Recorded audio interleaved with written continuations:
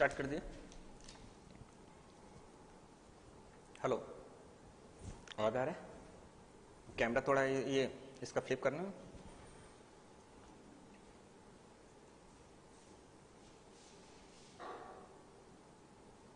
Okay. Good morning to all of you.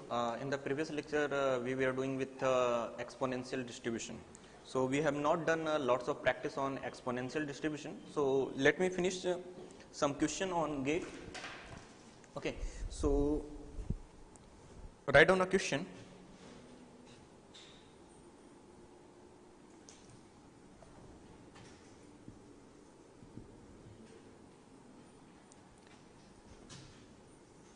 Let the probability density function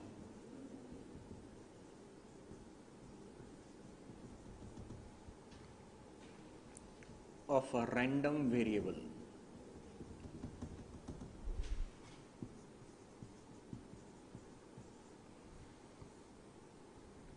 capital X is given as fx is equal to 3 by 2 e raised to minus 3x ux plus 8 times e raised to 4x u raised to minus x, where ux is unit step function. जिन लोगों ने कभी भी अपनी course के duration में Laplace transform पढ़ा होगा उनको यूनिट स्टेप फंक्शन पता होना चाहिए. Then the value of a and probability for x less than equal to 0 are respectively. ये क्वेश्चन है और इस क्वेश्चन को अपने को करना है. तो सबसे पहले हम लोग समझ लेते हैं. प्रोबेबिलिटी डेंसिटी फंक्शन की बात कर रहे हैं. एक्स रैंडम वेरिएबल है. यहाँ पर जो भी फंक्शन दिए हुए हैं that looks like exponential function. This is positive exponential function. Why sir this is positive exponential? Because we are getting here ux. ux किसके लिए डिफाइन होता है? So first of all unit step function अगर मैं ux की बात करूं then we will write ux is equal to 0 for x less than 0 and 1 for x greater than equal to 0. जिस तरीके से मैंने ux डिफाइन किया है सेम वे में मैं u माइनस एक्स डिफाइन करूंगा. u माइनस एक्स अपना पूरा ये परफॉर्मेंस रिवर्स कर लेगा. Okay, so we will say sir this is 1 for x less than equal to 0 and 0 for x greater than 0. So this is unit step function ux and this is unit step function u of minus x. Okay, so using this two concept you have to solve this question. Now what they are asking me, they are asking me the value of a. Observe where is a is the quantity here. So I have to evaluate the value of a. So a की value, किसी भी constant की values, अगर किसी probability density function में कोई constant दिया हुआ होता है और अगर मुझे वो कांस्टेंट फाइंड आउट करना होता है तो वो कांस्टेंट फाइंड आउट करने के लिए हमें क्या करना है?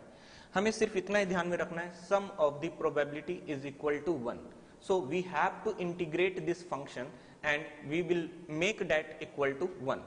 सो मुझे इस फंक्शन का इंटीग्रेशन करना है. कहां से कहां तक करना है ये डिफाइन करेगा यूनिट स्टेप फंक्शन.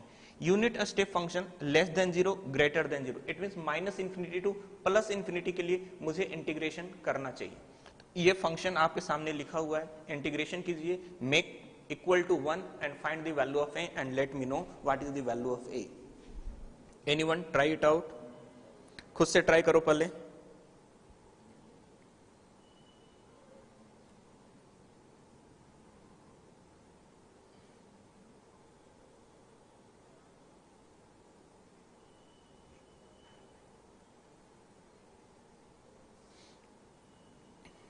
आज नॉर्मल डिस्ट्रीब्यूशन स्टार्ट करेंगे. आज हम लोग CDF के बारे में पढ़ेंगे, कम्युलेटिव प्रोबेबिलिटी डिस्ट्रीब्यूशन क्या होता है, हम लोग ज्वाइंट प्रोबेबिलिटी डिस्ट्रीब्यूशन पढ़ेंगे क्या होगा, टाइम मिलेगा तो हम लोग नेक्स्ट बेस थ्योरम पे वर्क करेंगे, कंडीशनल प्रोबेबिलिटी पे वर्क करेंगे। कोई भी टॉपिक जंप नहीं करना है, इसलिए हमें ईच एंड एवरी टॉपिक को ईमानदारी के साथ कवर करना है। तो टाइम जा रहा है तो जाने दीजिए, उसके ऊपर माइंड पे मत लीजिए। हमें गेट में 100% स्कोर करना है और इसके लिए ईच एंड एवरी टॉपिक को टच करना पड़ेगा।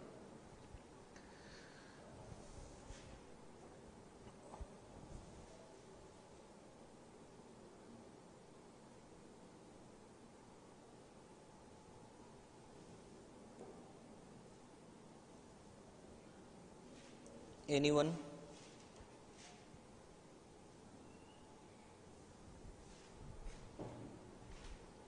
लिमिट क्या है सर? लिमिट इसमें minus infinity to plus infinity लेंगे, है ना?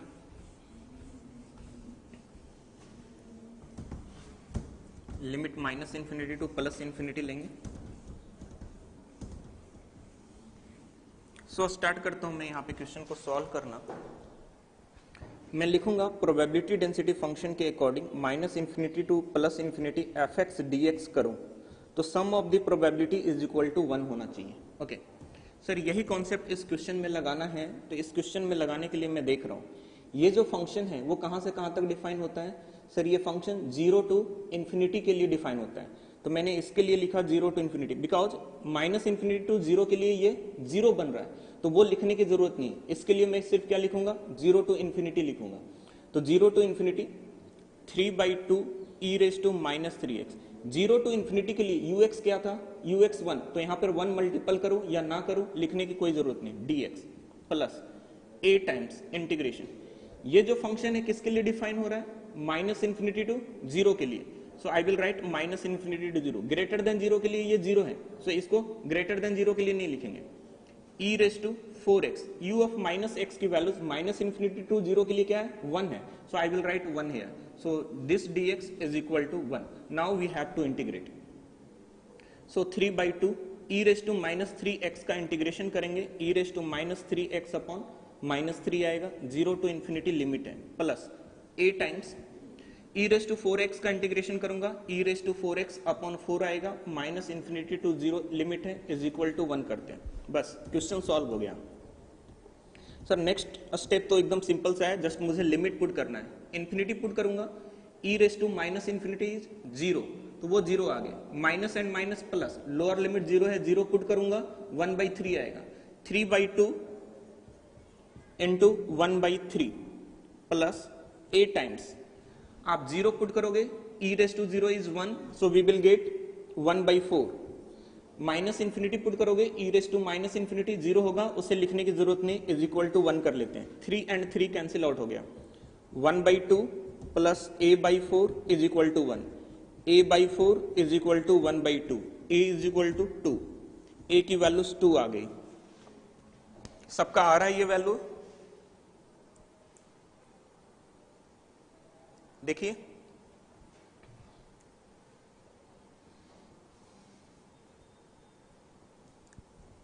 ओके। नेक्स्ट हमसे क्या पूछा है, इसमें हमसे पूछा गया है प्रोबेबिलिटी। किसके लिए प्रोबेबिलिटी पूछा है भैया, देख लेना एक बार क्वेश्चन में क्या मेंशन किया था। सर प्रोबेबिलिटी पूछ रहा है x less than equal to 0 के लिए, we have to evaluate the probability for this one. x less than equal to 0 के लिए ये फंक्शन ux 0 बनेगा, ये फंक्शन 1 बनेगा। सो इसके लिए हमें नहीं आएगा, सिर्फ ये वाला फंक्शन वर्क करेगा। So now we have to calculate the probability for x less than equal to 0, so I will work on that only. Okay, so p x less than equal to 0 is equal to, integration मुझे 0 से start करना है, infinity तक लेके जाना, sorry minus infinity से start करना है, 0 तक लेके जाना है, 0 तक लेके गया, माइनस इन्फिनिटी से 0 तक ux की वैल्यू 0 होती है, ये पूरा टर्म्स 0 बन गया, इससे मुझे कोई मतलब नहीं। a की वैल्यू कितनी है 2, मैं यहाँ पे 2 लिख रहा हूँ, e raise to 4x, u of minus x की वैल्यू माइनस इन्फिनिटी से 0 तक 1 होती है, वो 1 ले लिया, dx लिख लिया। So now we have to integrate this one, 2 times e raise to 4x upon 4 minus infinity to 0, 0 put करोगे, e raise to 0 is 1, 2/4 is 1/2, infinity put करोगे 0 हो जाएगा, माइनस इन्फिनिटी पुट करोगे 0 हो जाएगा, आंसर इज 1/2। सो 2 कांस्टेंट निकल कर आया और 1/2 प्रोबेबिलिटी निकल कर आई।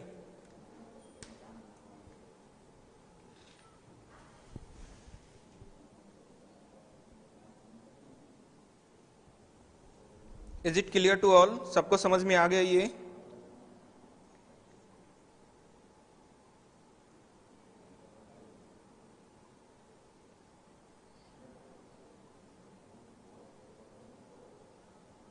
Yes, very good, very good, सही है। ए की वैल्यू 2 आ रही है और प्रोबेबिलिटी की वैल्यूज 1/2 आ रही है, very good. So let's move to the next question. कोई अच्छा क्वेश्चन अगर है तो मैं वो देख लेता हूँ, वरना ज़्यादा क्वेश्चन इसके ऊपर करने की ज़रूरत नहीं है अपने को। सारे क्वेश्चन में मिला जुला कर वही चीज़ें निकल कर आती है। हाँ, एक और अच्छा क्वेश्चन है गेट 2006 का।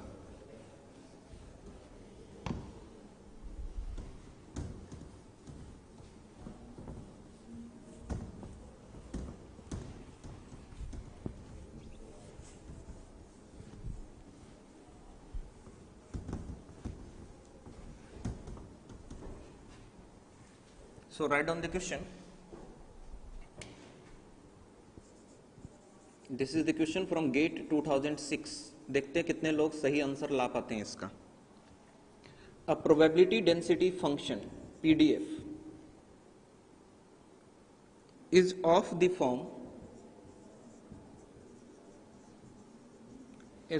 form Px is equal to k e raised to minus mod of alpha mod of x, k e raised to minus alpha mod of x, comma x belongs to minus infinity comma infinity. The value of k is, मुझे alpha के term में answer देना है कि इसकी values क्या होगी। Option दिए हुए थे अल्फा के टर्म्स में, वो ऑप्शन नहीं लिख रहा हूं मैं। आपको अल्फा के टर्म्स में के की वैल्यूज बतानी है कि के की वैल्यूज क्या होगी। So just try it out. हमने मॉडुलस फंक्शन को ब्रेक करना सीखा है कि मॉडुलस फंक्शन को कैसे ब्रेक करते हैं। सर मॉड एक्स जो है वो बन जाता है -x for x less than equal to 0, and ये टर्म्स x बनता है जब हम लोग x greater than equal to 0 की बात करते हैं। तो यही जो प्रोबेबिलिटी डेंसिटी फंक्शन है इसको मैं पीस वाइज में बना लूंगा, और पीस वाइज में बनाने के लिए मैं कुछ प्रोबेबिलिटी डेंसिटी फंक्शन px को मैं लिखूंगा k e raise to alpha x for x less than equal to 0। Sir y alpha x, mod x की values x less than equal to 0 के लिए -x बन रही है। मैं -x यहां पर पुट करूंगा, माइनस माइनस प्लस होगा, e raise to alpha x बनेगा। सेकंड मैं यहां पर लिखूंगा k e raise to minus alpha x for x greater than equal to 0।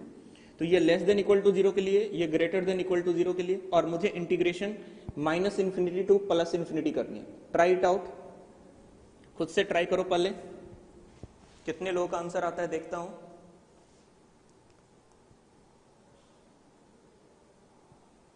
Very good.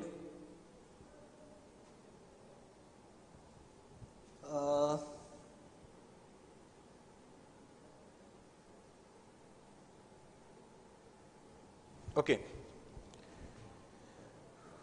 0.5 alpha.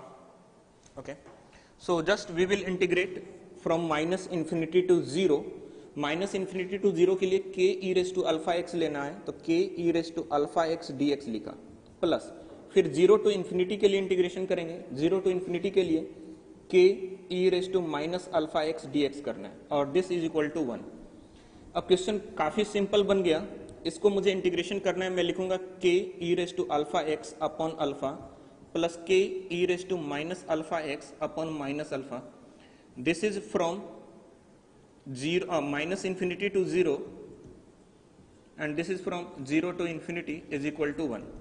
0 put करोगे k अपॉन अल्फा दिखेगा, माइनस इन्फिनिटी पुट करोगे 0 हो जाएगा, यहां पर इन्फिनिटी पुट करोगे 0 हो जाएगा, minus minus plus k upon alpha is equal to 1। So k upon alpha plus k upon alpha is 2k upon alpha is equal to 1. हमें k की वैल्यू चाहिए, so we can say k is equal to alpha by 2, that is 0.5 alpha is the answer. Yes, very good, very good. ऐसे ही answer दिया करो.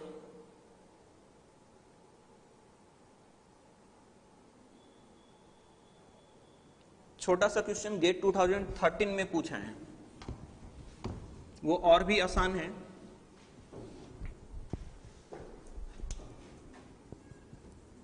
Gate 2013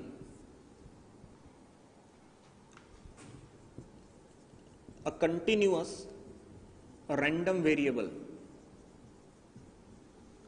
a continuous random variable capital X has probability density function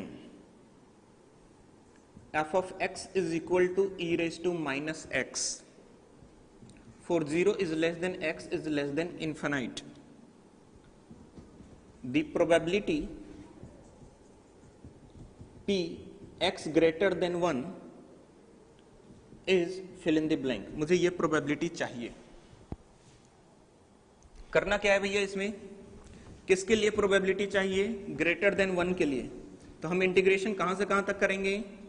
पहले देखो probability कहां से कहां तक define हुआ है. ये प्रोबेबिलिटी फंक्शन 0 से लेकर इंफिनिटी तक डिफाइन हुआ है. मुझे प्रोबेबिलिटी किसके लिए चाहिए? ग्रेटर देन 1 के लिए चाहिए. तो मैं इंटीग्रेशन कहां से कहां तक करूंगा? आंसर दीजिए, फास्ट आंसर दीजिए. Anyone?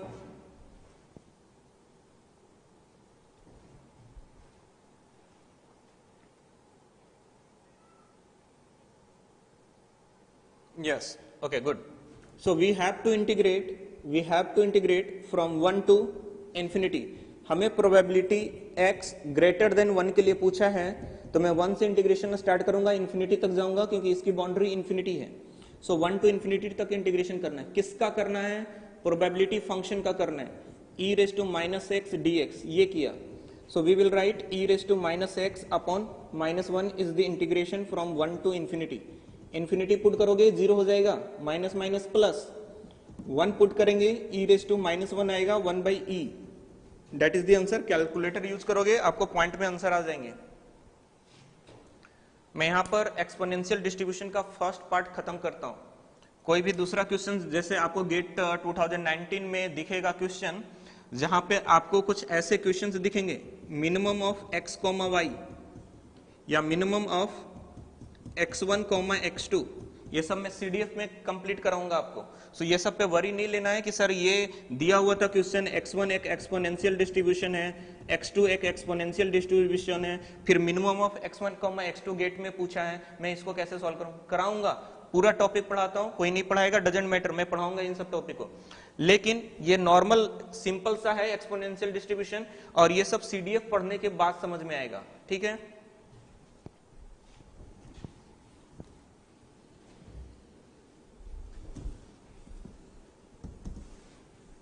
So now most important topic of probability is going to start. Okay, most important property, most important distribution इसलिए बोल रहा हूँ क्योंकि ऐसे टॉपिक पे क्वेश्चन सॉल्व करने के लिए बच्चे बहुत ज्यादा हेजिटेट करते हैं. सर क्या होगा, कैसे सॉल्व करूं, कैसे इंटीग्रेशन करूं? So write down normal probability distribution. इसके जितने भी नाम फेमस नेम हैं उन सारे नाम को मैं यहां पर लिख दूंगा. आपके पास नॉर्मल वर्ड के साथ क्वेश्चन आए या फिर आपके साथ गॉसियन वर्ड के साथ क्वेश्चन आए, गॉसियन प्रोबेबिलिटी डिस्ट्रीब्यूशन, या फिर आपके पास नॉमिनल वर्ड के साथ आए, नॉमिनल, इन तीन में से कोई भी वर्ड निकल कर आए, मैं वही कॉन्सेप्ट यूज करने वाला हूं जो नॉर्मल डिस्ट्रीब्यूशन के अंदर में मैं कवर करूंगा. चाहे क्वेश्चन में गॉसियन लिखा हो, चाहे क्वेश्चन में नॉमिनल लिखा हुआ, इनमें से कोई भी वर्ड रहेगा तो मैं नॉर्मल डिस्ट्रीब्यूशन के कॉन्सेप्ट में जो कवर कर रहा हूँ मैं वही कॉन्सेप्ट गॉसियन एंड नॉमिनल इन दोनों में यूज करूंगा। All these are same one. Gaussian एक मैथमेटिशियन थे जिन्होंने नॉर्मल डिस्ट्रीब्यूशन का कॉन्सेप्ट दिया था, नॉमिनल इसी को समटाइम बोला जाता है। सो हमें इन सब चीजों में कोई प्रॉब्लम नहीं आना चाहिए। Okay sir, what is normal distribution and what is the probability density function of this? So write down probability density function f x x, यहां पे रैंडम वेरिएबल एक्स है, small x is the event, is equal to 1 upon square root of 2 pi sigma square e raise to minus 1/2 sigma square x minus mu whole square, where x is varying from minus infinity to infinity. x की values minus infinity से infinity तक very करती है। अब यहां पर हमें समझना है, दो टर्म्स मुझे एक्स्ट्रा दिख रहे हैं, वेरिएबल इज x, x के अलावा मुझे दो टर्म्स और दिख रहे हैं।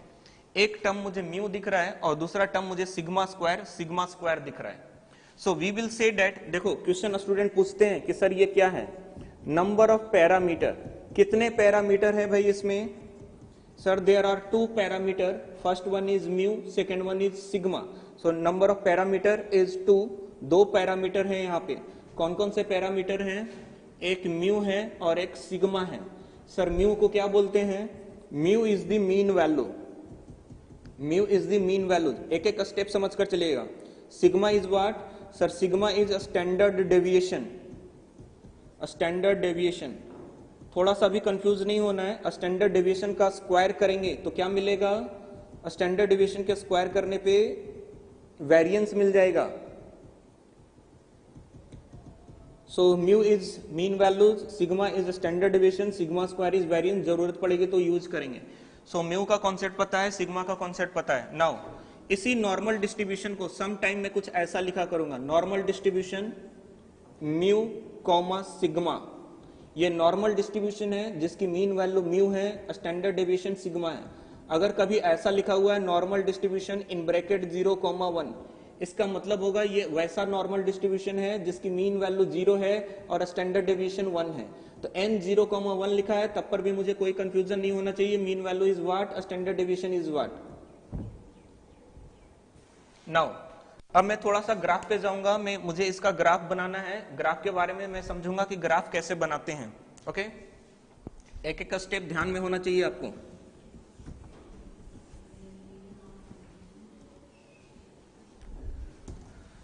सो आंसर आप देते जाइएगा, मुझे अच्छा लगेगा। y is equal to x square, ये कर्व किसके अबाउट सिमेट्रिक है? आंसर, ये कर्व किसके अबाउट सिमेट्रिक है?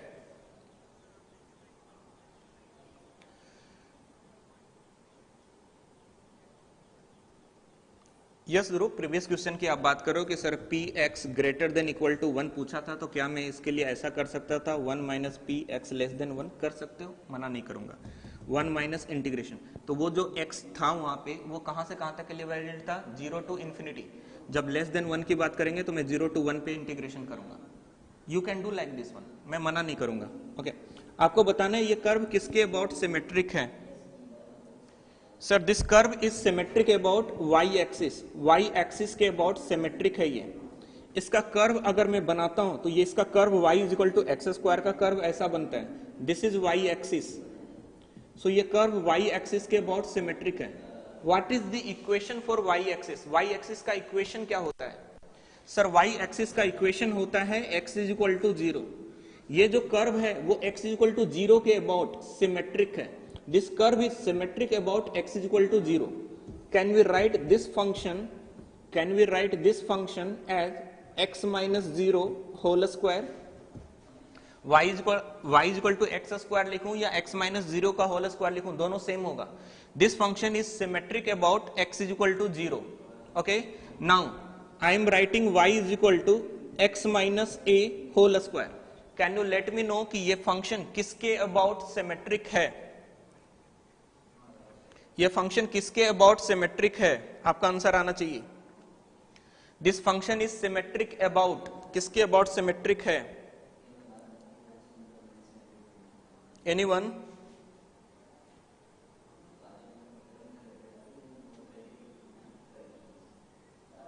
Yes, y is equal to नहीं बोलेंगे भैया, y इज इक्वल टू नहीं बोलेंगे।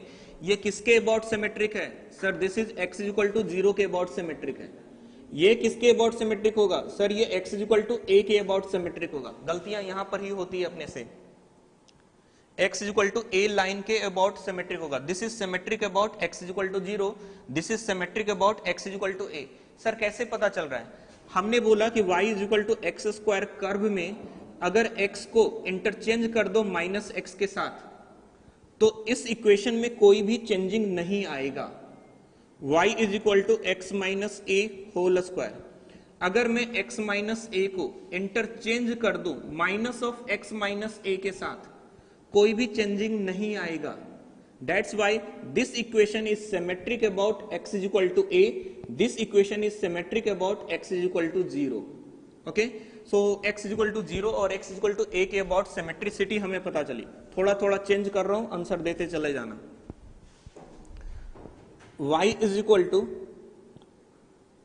e raised to minus of x minus a whole square. This is symmetric or not? ये सिमेट्रिक है या नहीं है? पहले तो ये आंसर आना चाहिए। दिस इज सिमेट्रिक, यस और नो?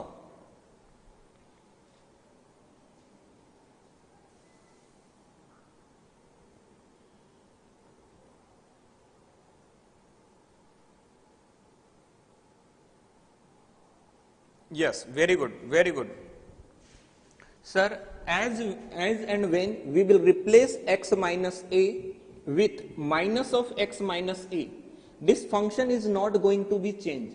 इस फंक्शन में कोई चेंज नहीं आएगा। अगर मैं x माइनस ए को माइनस ऑफ x माइनस ए से चेंज कर दूं तो इसको भी स्क्वायर करें और इसको भी स्क्वायर करें, मुझे दोनों में कोई चेंजिंग नहीं आएगी। So this curve is also symmetric, this curve is also symmetric about x is equal to a।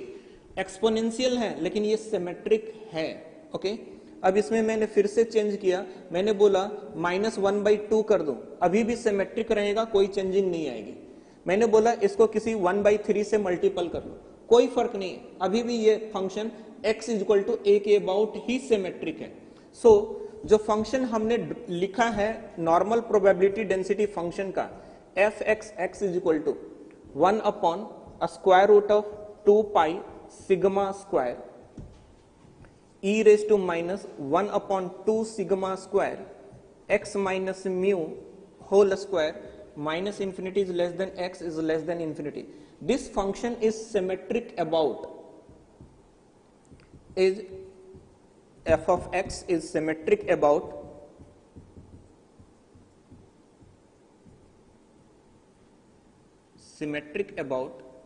x is equal to mu, that is mean value. Normal distribution का जो कर्व होता है वो मीन वैल्यू के about symmetric होता है।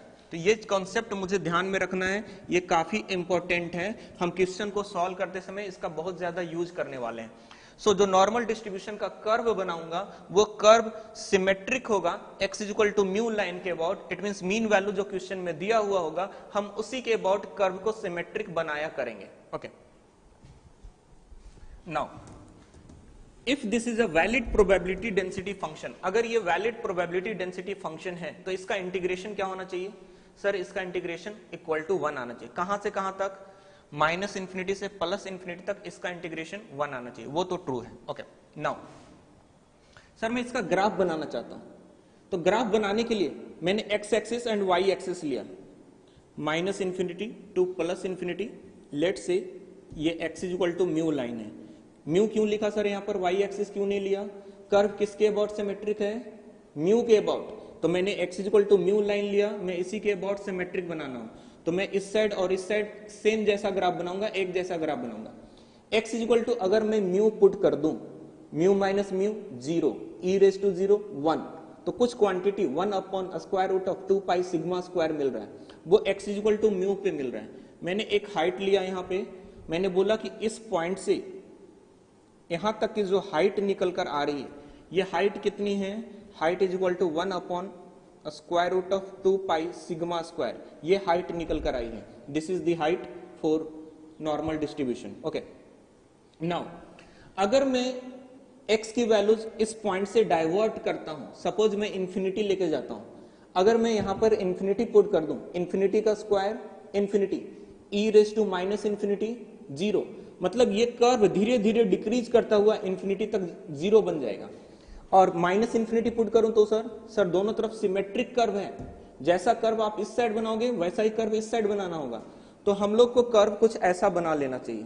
So normal distribution का जो कर्व होता है ऐसा कर्व होता है, ओके, बेल शेप कर्व बोलते हैं इसको, this is bell shaped curve, okay. ये हाइट निकल कर आ गया 1/2 पाई सिग्मा स्क्वायर, ये मीन वैल्यूज है, मीन वैल्यूज के अबाउट सिमेट्रिक है। मैंने आपको बोला कि ये जो प्रोबेबिलिटी डेंसिटी फंक्शन है ये वैलिड होगा जब हम minus infinity to plus infinity के लिए इंटीग्रेशन करेंगे तो 1 आना चाहिए। ये ग्राफ है एफ ऑफ एक्स का, ये ग्राफ बना लीजिए, मैं ऐसे ऐसे अभी बहुत सारे कर्व बनाऊंगा और आपको मेमोराइज करवा दूंगा कि इसका कर्व कैसे बन रहा है और क्या बन रहा है, किस टाइम पे हमें कौन सा कर्व लेना है। सो ये कर्व बनाइए,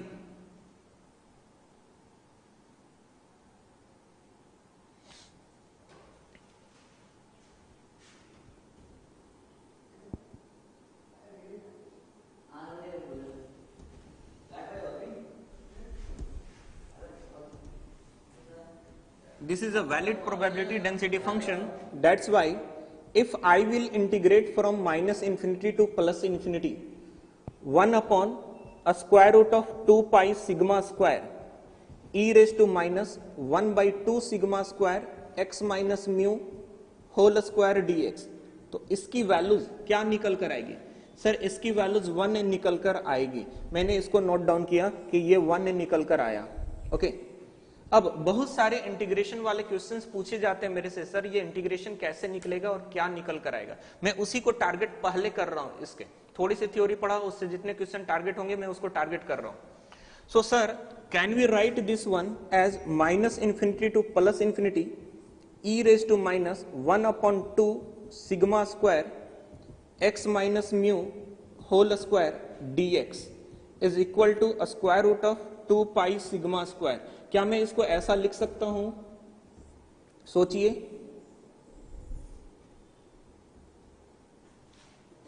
यस, हम इस टर्म को इस तरीके से लिख सकते हैं, ये 1/2 पाई सिग्मा स्क्वायर है, वो इस साइड में जाकर मल्टीपल हो गया, 1 के साथ मल्टीपल हो गया, 2 पाई सिग्मा स्क्वायर आ गया, ओके। इसको भी इंपॉर्टेंट मार्क कर लीजिएगा, मैं इंटीग्रेशन का क्वेश्चन मैं इसको कंपेयर करने के साथ करूंगा, तो कंपेयर कैसे करना है, किस तरह से करना है वो मैं सिखाऊंगा आपको, ओके। अभी हमने सीखा कि अगर हमारे पास probability density function f of x is equal to 1/2 pi sigma square e raise to minus 1/2 sigma square x minus mu whole square for minus infinity to infinity हो, माइनस इंफिनिटी टू इंफिनिटी हो, तो इसका graph हम लोग बना रहे थे। और इसका ग्राफ कैसे बना रहे थे? मैंने बोला यहां से मैं उठाऊंगा x की वैल्यूज, x की वैल्यूज क्या है? Mu. We will say that ये curve x is equal to mu के अबाउट सिमेट्रिक होगा, मैंने म्यू के अबाउट बेल शेप्ड कर्व बना लिया, ओके। नाउ मैं माइनस इंफिनिटी से प्लस इंफिनिटी तक इंटीग्रेशन करता हूं तो वो इंटीग्रेशन 1 निकल कर आता है। मैंने बोला मैं माइनस इंफिनिटी से म्यू तक इंटीग्रेशन कर रहा हूं, माइनस इंफिनिटी से म्यू तक इंटीग्रेशन कर रहा हूं, this value will be, sir this value will be 0.5, half होगा। पूरा कर्व का इंटीग्रेशन 1 है, मैं आधी वैल्यूज ले रहा हूं, इस लाइन के अबाउट सिमेट्रिक है तो आधी वैल्यू इस साइड है और आधी वैल्यू इस साइड है, तो मैं बोलूंगा कि 0.5 यहां पर होगा। Sir what about this one, what about this one? Sir this is also 0.5, 0.5 0.5 दोनों होंगे, तभी तो मैं बोलूंगा कि टोटल सम 1 आना चाहिए, ओके। इस ग्राफ को आप ऑब्जर्व करोगे, मीन वैल्यूज तो क्वेश्चन में दिया हुआ है कि मीन वैल्यूज कितनी है? म्यू है, वो यहां से पता चल गया। Now can you let me know what is median? Median क्या है? मीडियन का कॉन्सेप्ट मैंने आपको बता रखा है। सर मीडियन x की वो वैल्यू होती है जो कंप्लीट डिस्ट्रीब्यूशन को 2 इक्वल पार्ट में डिवाइड कर लेता है। कौन सा पॉइंट है जो डिस्ट्रीब्यूशन को 2 इक्वल पार्ट में डिवाइड कर रहा है? Sir mu. Mu that is mean value ही पूरे डिस्ट्रीब्यूशन को 2 इक्वल पार्ट में डिवाइड करता है। तो मीन एंड मीडियन दोनों इक्वल हो गए for normal distribution. Normal distribution के लिए मीन एंड मीडियन दोनों इक्वल हो गए। Now can you let me know what is mod? Mod क्या होगा इसके लिए? सर x की वो वैल्यूज किसी कंटिन्यूअस प्रोबेबिलिटी डेंसिटी फंक्शन के लिए x की वो वैल्यूज मॉड कहलाती है जहां पर मुझे हाईएस्ट डेंसिटी मिलती है, मतलब जहां पे मैक्सिमम फंक्शन की वैल्यूज होती है। फंक्शन की मैक्सिमम वैल्यूज x के किस पॉइंट के लिए दिख रहा है? सर इस पॉइंट पे फंक्शन की मैक्सिमम वैल्यूज है और वो x की वैल्यूज म्यू के लिए ही है। So we will say that mod भी म्यू है। So for any normal probability density function we will say that mean is equal to median is equal to mode होता है। नॉर्मल डिस्ट्रीब्यूशन कर्व के लिए मीन मीडियन मॉड ये सब के सब इक्वल होते हैं, इसमें मुझे कोई भी हेजिटेशन नहीं रखना है। So this one is the question. अभी तक खत्म नहीं हुआ, थ्योरी अभी तक फिनिश नहीं हुआ। इतने पढ़ लेने के बाद हम थोड़े से क्वेश्चन करेंगे, उसके बाद आगे बढ़ेंगे।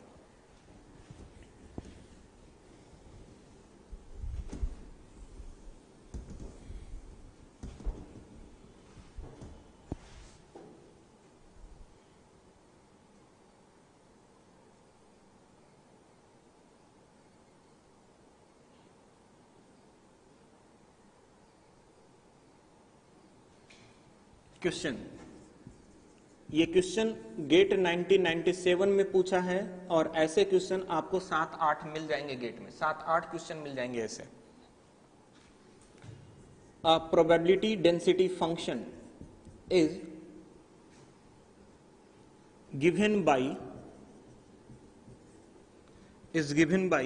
px is equal to k times e raised to minus x square by 2, comma minus infinity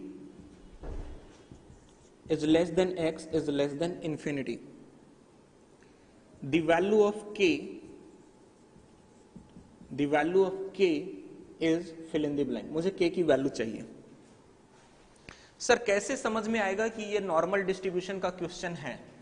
देखो यहां पर क्या है, माइनस एक्स स्क्वायर बाई 2। हमने जो नॉर्मल डिस्ट्रीब्यूशन पढ़ा है उसमें minus of 1/2 sigma square x minus mu whole square होता था। निगेटिव साइन होना चाहिए, स्क्वायर का फंक्शन होना चाहिए। निगेटिव साइन है, स्क्वायर का फंक्शन है। इसको कंपेयर करके आप मुझे सिर्फ इतना बता दो, इसको कंपेयर करके मुझे सिर्फ इतना बता दो कि मीन वैल्यूज कितनी है और स्टैंडर्ड डेविएशन कितने। इसको कंपेयर करो और सोचो मीन वैल्यूज कितनी है और स्टैंडर्ड डेविएशन कितनी है। एनीवन? देखते हैं आंसर किनका आता है, समझ पा रहे हैं या नहीं पा रहे हैं। रिलेट करना आना चाहिए, रिलेट कर लोगे आंसर आ जाएगा।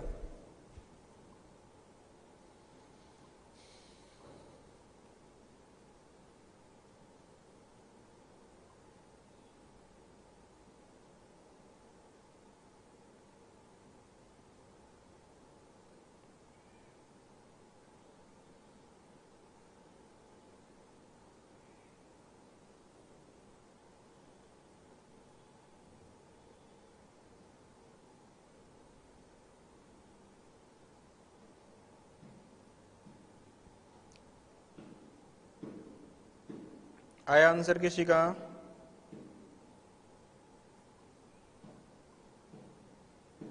Very good, very good.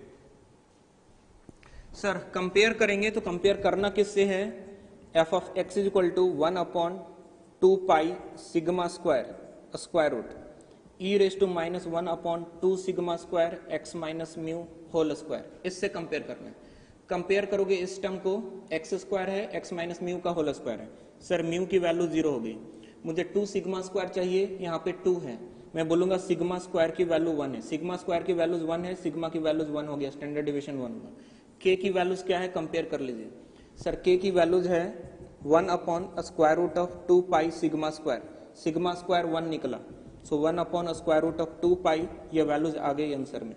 कैलसी का यूज करेंगे, पॉइंट डेसिमल में आंसर आ जाएगा।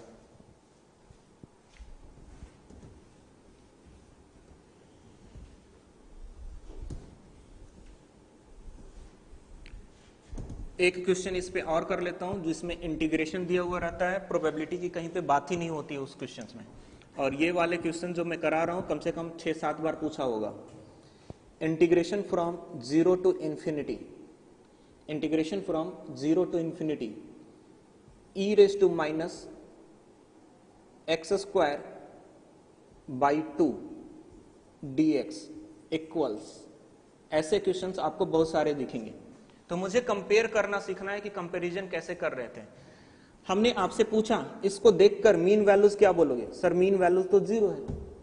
मीन वैल्यूज क्या है इसका? 0 है। स्टैंडर्ड डेविएशन कितने हैं? Sir standard deviation that is sigma, sigma 1 है। मीन वैल्यू 0 है, स्टैंडर्ड डेविएशन 1 है। कर्व किसके अबाउट सिमेट्रिक होता है? कर्व किसके अबाउट सिमेट्रिक होता है? सर कर्व मीन के अबाउट सिमेट्रिक होता है, 0 के अबाउट ये कर्व सिमेट्रिक होगा। अगर ये 0 के अबाउट सिमेट्रिक है तो मैं 0 से लेकर इंफिनिटी तक इंटीग्रेशन करूंगा तो वो 0.5 आना चाहिए। किसका इंटीग्रेशन करोगे भैया? तो मैं इंटीग्रेशन करूंगा 0 से लेकर इंफिनिटी तक 1 upon square root of 2 pi sigma square e raise to minus 1 upon 2 sigma square x square. Sir x square क्यों लिखा? म्यू क्यों नहीं लिखा? म्यू तो 0 है, म्यू नहीं लिखूंगा यहां पर, तभी तो मैं यहां पर 0 से इंटीग्रेशन स्टार्ट कर रहा हूं। So this dx is equal to 0.5, ये 0.5 होगा। अगर मुझे ये इंटीग्रेशन चाहिए तो ये क्वांटिटी इधर मल्टीपल में आ जाएगा।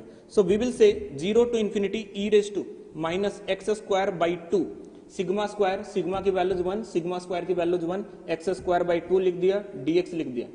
This is equal to 0.5 into ये क्वांटिटी मल्टीपल में गया, square root of 2 pi sigma square, sigma की वैल्यूज 1 पुट कर लिया, इसको भी हटा लिया, है ना। आप चाहो तो यहीं पे सिग्मा पुट कर सकते थे, सिग्मा पुट कर लिया, 1/2 ऐसा दिखेगा। मुझे इसका इंटीग्रेशन चाहिए था 0 to infinity e raise to minus x square by 2 का। पूछा ये कितना है, मैंने कंपेयर किया 0.5 into square root of 2 pi, that will be the answer. इसी को कैलसी पे कैलकुलेट करोगे, जो पॉइंट में आंसर आ जाएगा वो आ जाएगा।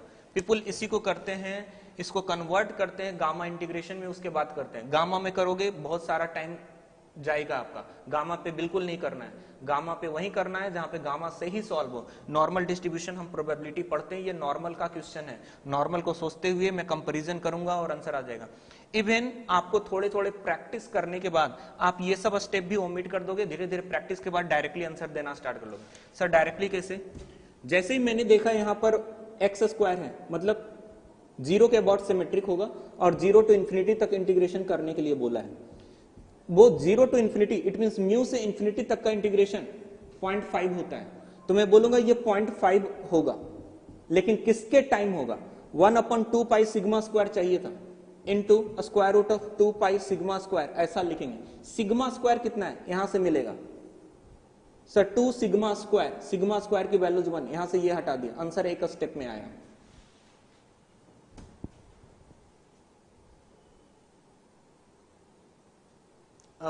कहां पे 1/2 की बात कर रहे हैं? कहां पे 1/2 की बात कर रहे हैं? 1/2 लिखो या 0.5 लिखो, वही तो है।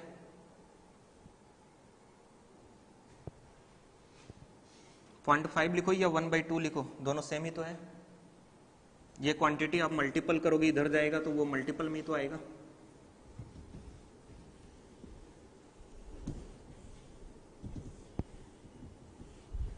Now, write on the question. If x1, x2 and x3 are normally distributed random variable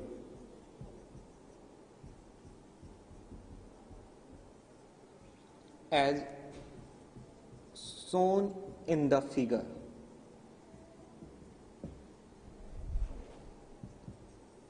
the correct relationship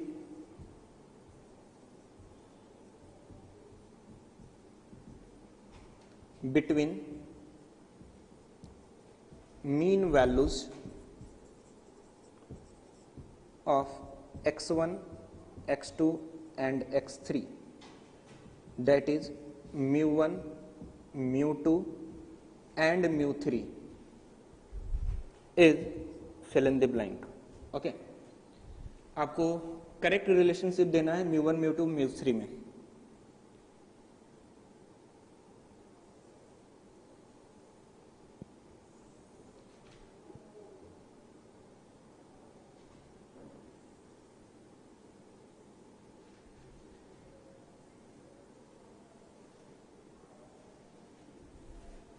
This is the for random variable x1, this is for random variable x2, this is for random variable x3.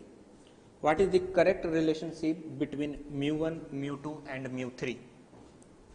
mu1, mu2, mu3 में correct relationship क्या है?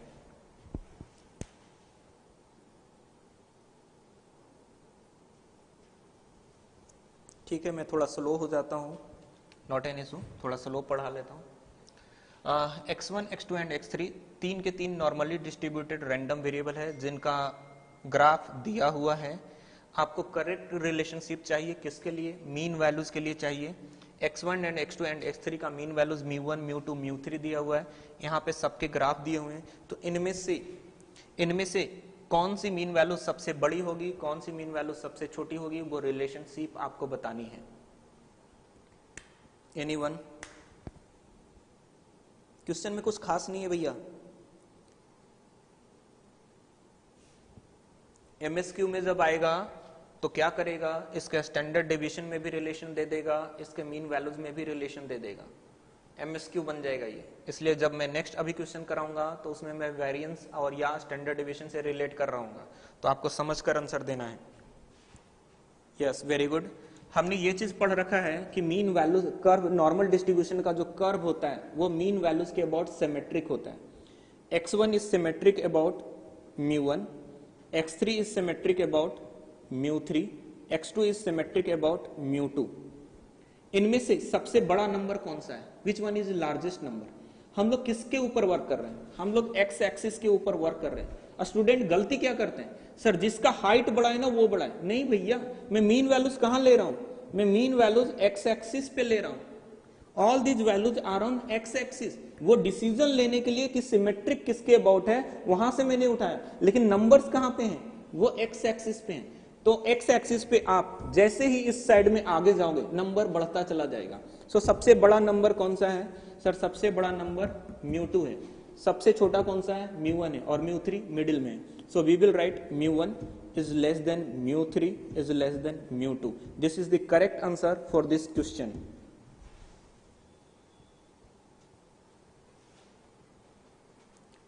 कितने लोगों की गलतियां हुई हैं यहां पे देख लीजिए।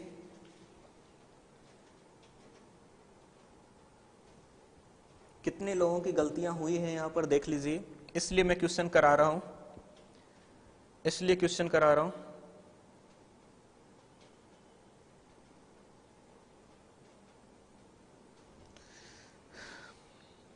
कुछ लोग फिर से वही चीजें बोल रहे हैं, सर नंबर सिस्टम पे मैं जैसे जैसे आगे जाऊंगा, ये सपोज 5 है, ये 10 है, ये 15 है, बड़ा कौन सा है? 15 बड़ा है, उससे छोटा 10, उससे छोटा 5। जैसे हम इधर आएंगे वो सबसे छोटा होगा, mu1 इज द स्मॉलेस्ट, उससे बड़ा mu3, उससे बड़ा mu2। हम हाइट पे ना जाएं भाई, हमारा जो मीन वैल्यूज है वो कहाँ पे लाइज कर रहा है? एक्स एक्सिस पे लाइज कर रहा है। हम इन नंबर को कंपेयर करेंगे, हाइट से कंपेयर नहीं करेंगे इसके लिए।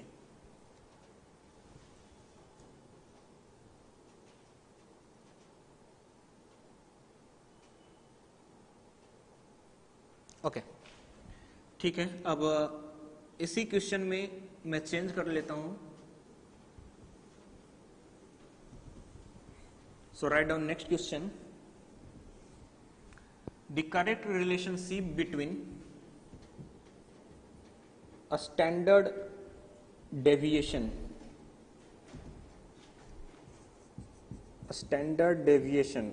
Of x1, x2 and x3, that is sigma 1, sigma 2, sigma 3 and sigma 3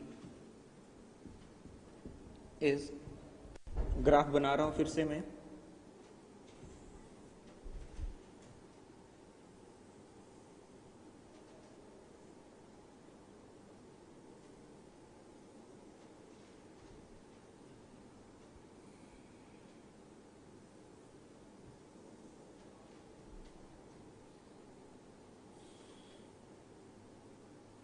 This is x1, this is x2 and this is x3। चलो थोड़ा और साफ साफ दिखे इसलिए मैं थोड़ा इसको ऐसा कर लेता हूं, अब आपको कोई कंफ्यूजन नहीं होगा। तीन कर्व मैंने बनाया है x1, x2 एंड x3 का।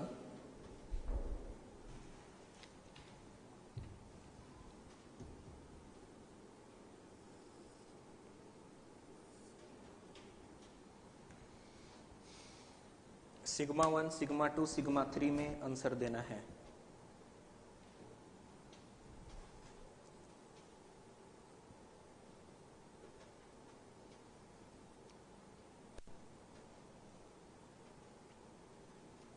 एमएसक्यू में ऐसे क्वेश्चन दिखेंगे जिसमें मीन और स्टैंडर्ड डिवीजन ये सब रिलेट कर देगा।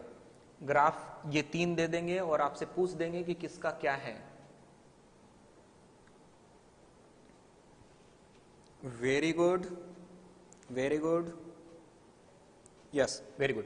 सो सी, जिनको नहीं समझ में आ रहा है वो ऑब्जर्व करने की कोशिश कीजिएगा मैं क्या एक्सप्लेन कर रहा हूं। अगर कोई भी नॉर्मल डिस्ट्रीब्यूशन की मैं बात करता हूं तो वो नॉर्मल डिस्ट्रीब्यूशन मीन वैल्यूज के अबाउट सिमेट्रिक होता है। So let's say this is the mean value mu जिसके अबाउट कर्व सिमेट्रिक है। ये जहां पे इंटरसेप्ट करता है वो हाइट हम किसके थ्रू लिखते हैं? मैंने लिखवा रखा है height is equal to 1 upon square root of 2 pi sigma square. Sir square root of 2 pi sigma square, इसे ही मैं लिख सकता हूं square root of 2 pi into sigma. So we can write sigma is equal to 1 upon square root of 2 pi into 1 upon h. So from this data we can directly say a standard deviation is inversely proportional to h.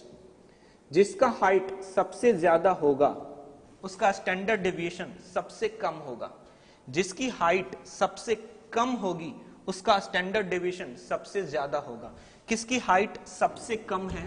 Sir इसकी height सबसे कम है, इसका standard deviation सबसे ज्यादा होगा। इसकी height सबसे ज्यादा है, इसका स्टैंडर्ड डेविएशन सबसे कम होगा। So we will say sir sigma 3 is less than sigma 2 is less than sigma 1। जिसकी हाइट सबसे कम उसका स्टैंडर्ड डेविएशन सबसे ज्यादा। Yes, very good. So this is the concept behind this question. इस क्वेश्चन के बिहाइंड यही कॉन्सेप्ट था जिसको हमने सीख लिया कि क्या है concept.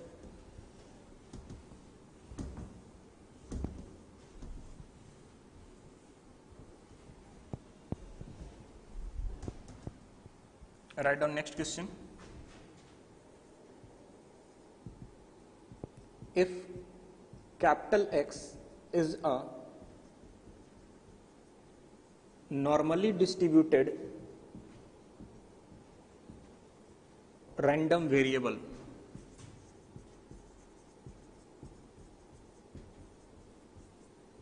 having density function f of x is equal to 1 upon a square root of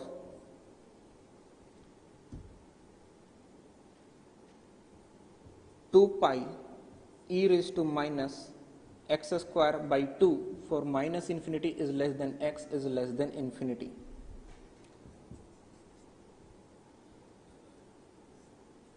The expectation of x square is equal to fill in the blank.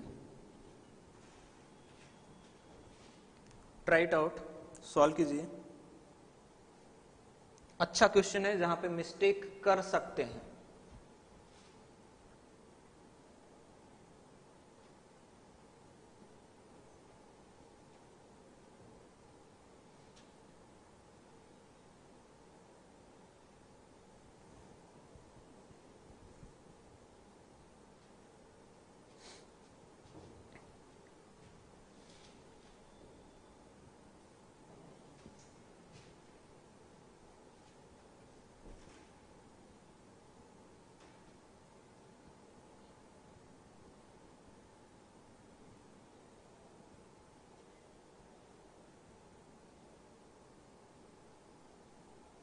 Akshit is saying 0, someone is saying 0, 0.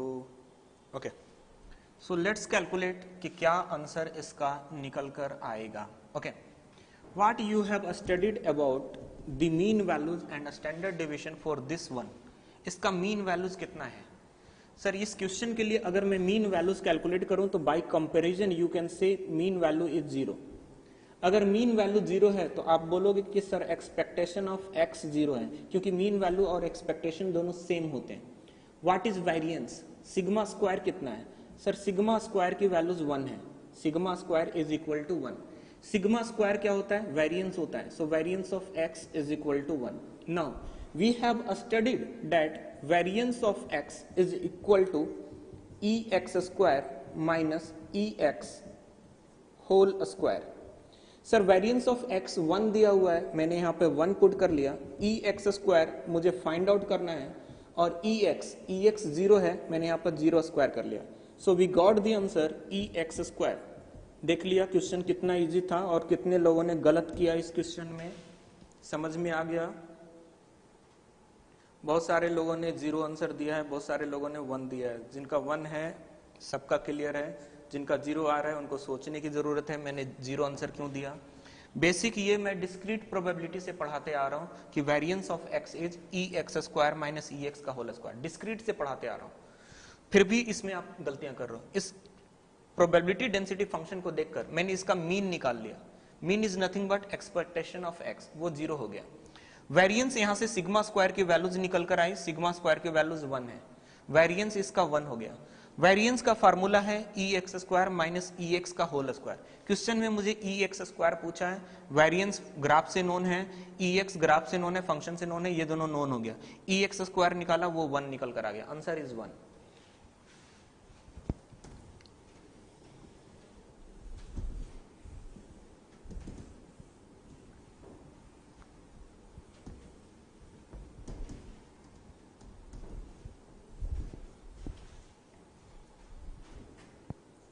Some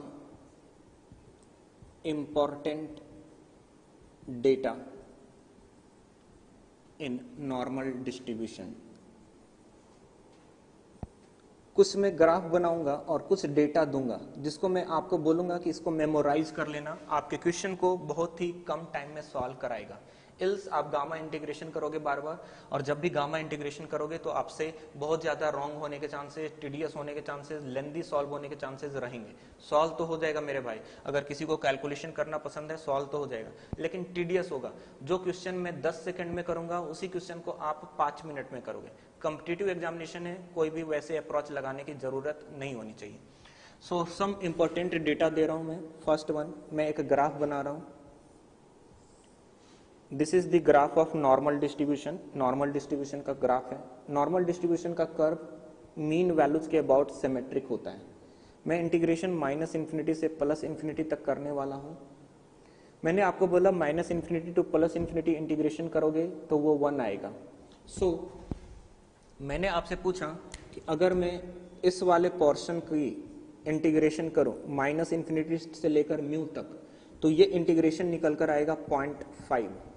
similarly अगर मैं इस integration की मैं बात करूं कहां से कहां तक, म्यू से लेकर प्लस इन्फिनिटी तक, तो आप बोलोगे सर ये भी 0.5 निकल कर आएगा।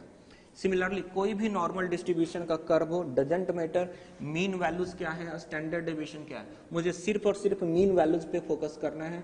और मीन वैल्यूज के अकॉर्डिंग अगर मैं minus infinity is less than x is less than equal to mu तक इंटीग्रेशन करूं, मैं माइनस इन्फिनिटी से म्यू तक इंटीग्रेशन कर रहा हूं, वो इंटीग्रेशन 0.5 आना चाहिए। So this is equal to 0.5।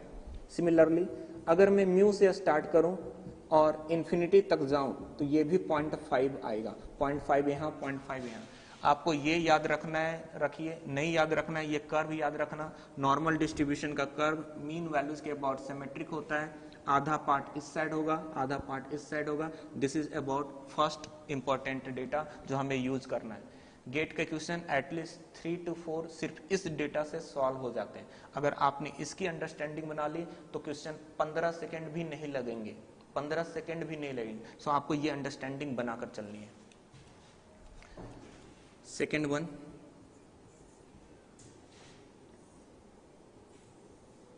मैं सेम नॉर्मल डिस्ट्रीब्यूशन का कर्व बना रहा हूं। Curve is again symmetric about mu, mu के अबाउट सिमेट्रिक है। ये प्लस इन्फिनिटी है और ये माइनस इन्फिनिटी है। Can you let me know standard deviation is a positive quantity और negative quantity? Sir standard deviation is absolute positive quantity, this is always greater than equal to 0। Equal to zero भी normal distribution में नहीं होगा। Normal distribution में zero क्यों नहीं होगा sir? हम लोग कैसा लिख रहे हैं, square root of 2 pi sigma square. अगर सिग्मा ही जीरो कर लोगे तो 1/0 इन्फिनाइट में कन्वर्ट हो जाएगा। तो नॉर्मल डिस्ट्रीब्यूशन के कर्व के लिए सिग्मा की values always greater than zero होती है, standard deviation always greater than zero होता है। तो मैंने इस म्यू में वन टाइम स्टैंडर्ड डेविएशन को ऐड किया, मैंने एक पॉइंट लोकेट किया mu plus sigma, this is the point mu plus sigma. जितना मैंने इस साइड ऐड किया है उतना ही मैं इस साइड सबस्ट्रैक्ट कर लेता हूँ। उतना ही सबस्ट्रैक्ट करने के बाद मैं इस साइड लिखा mu minus sigma, this is the point mu minus sigma.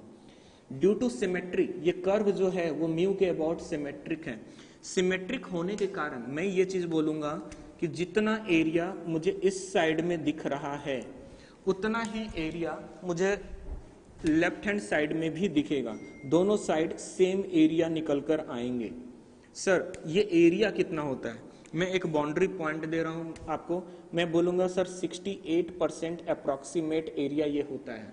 Okay, approximate ये टोटल एरिया 68% है। What about this one? We will say sir this is 34.3%।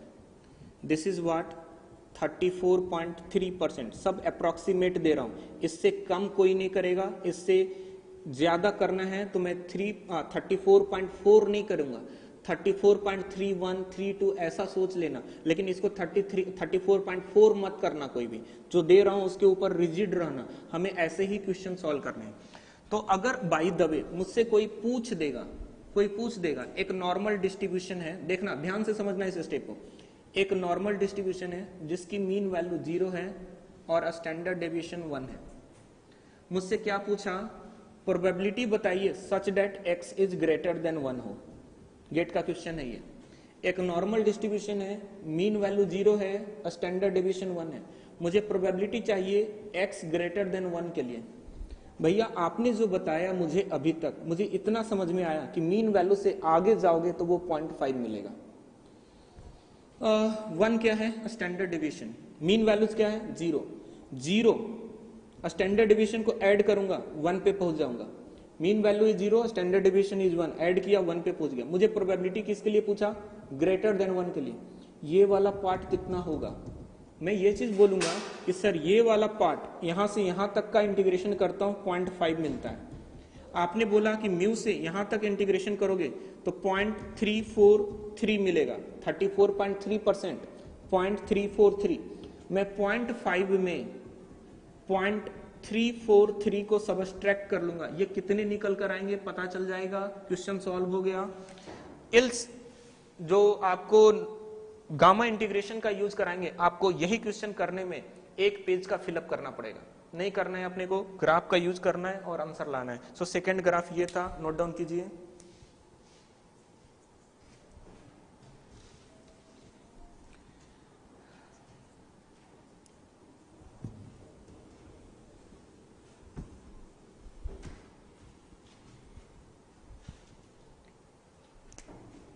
Third one, मैं फिर से ग्राफ बना रहा हूं नॉर्मल डिस्ट्रीब्यूशन का। थोड़े से प्रैक्टिस के बाद सब क्लियर हो जाएगा। ये मीन वैल्यूज म्यू है।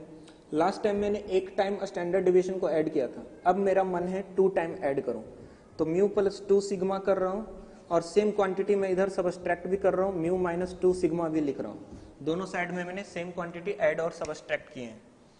तो मैंने बोला कि ये जो दिस टाइम है दिस इज 95% का इंटरवल है, ऐसे याद रखेंगे 68 95। ओके, अब मैं इसके ऊपर गया, मैंने आपसे पूछा कि ये कितने परसेंट हैं, what is the percentage of this one. So what you will say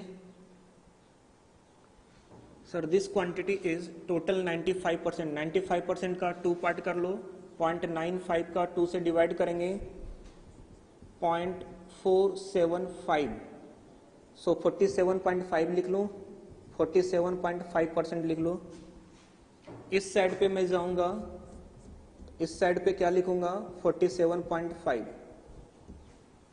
so percentage में लिख रहा हूं 47.5 47.5।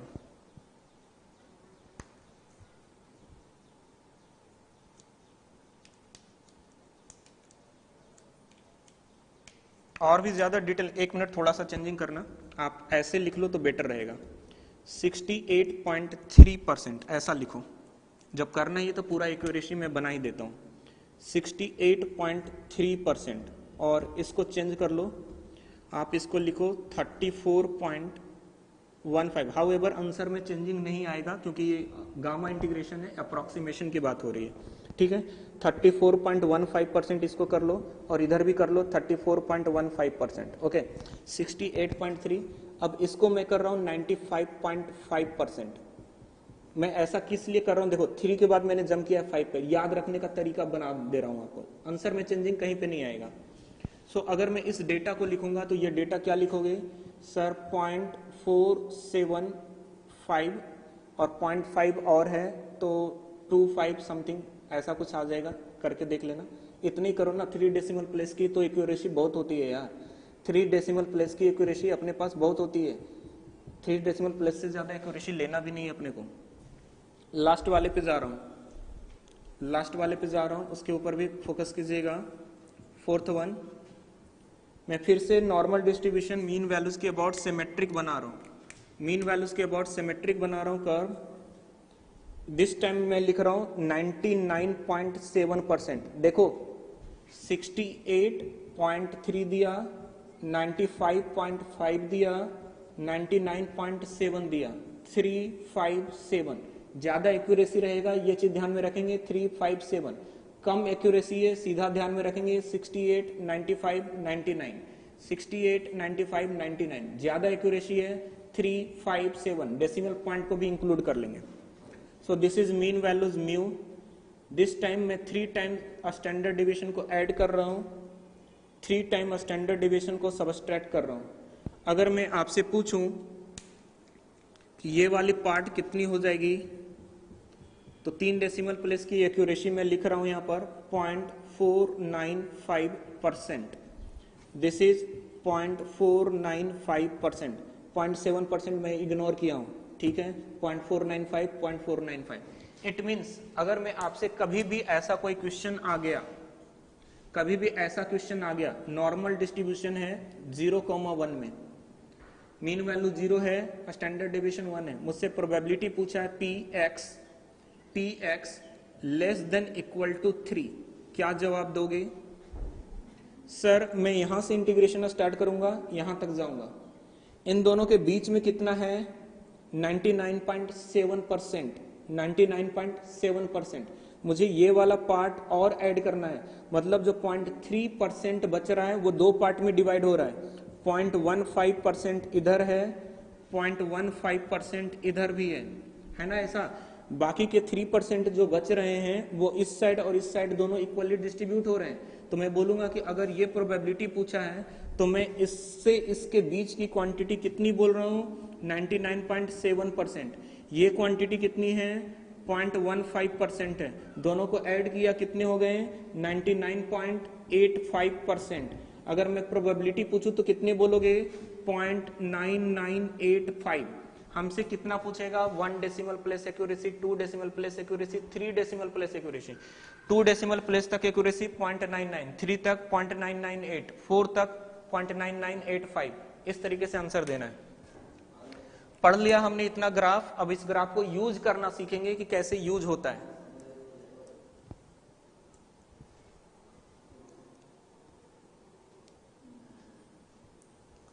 जिनका ये फर्स्ट लेक्चर है आप YouTube चैनल पे ही उसी में जाओ, जहां कहीं भी लिखा हुआ रहेगा math bye Kundan P Kumar, आप उस लेक्चर को देख सकते हो।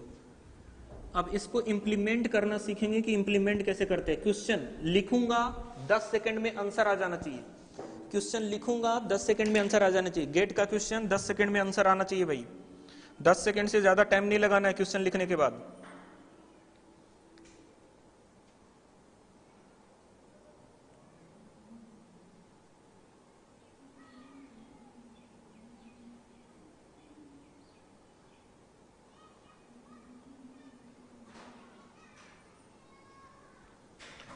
Write down the question. This is the question from GATE 2014. पहले बेसिक क्वेश्चन से स्टार्ट करूंगा, उसके बाद डिफिकल्टी लेवल बढ़ाऊंगा, धीरे धीरे रखना। A nationalized bank A nationalized bank has found that the daily balance available in its saving accounts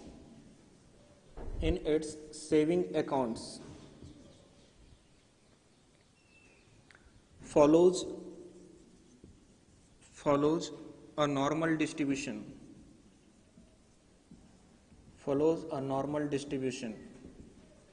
with a mean of rupees 50 with a mean of rupees 500 and a standard deviation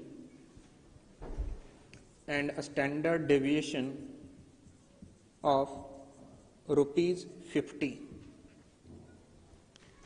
The percentage of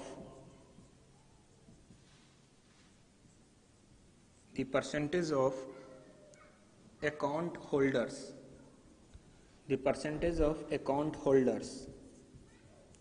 who maintains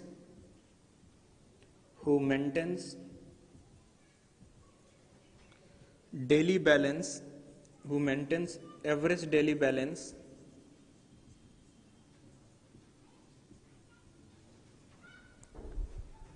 more than rupees 500, average daily balance more than rupees 500 is fill in the blank. Question को समझिए और answer दीजिए.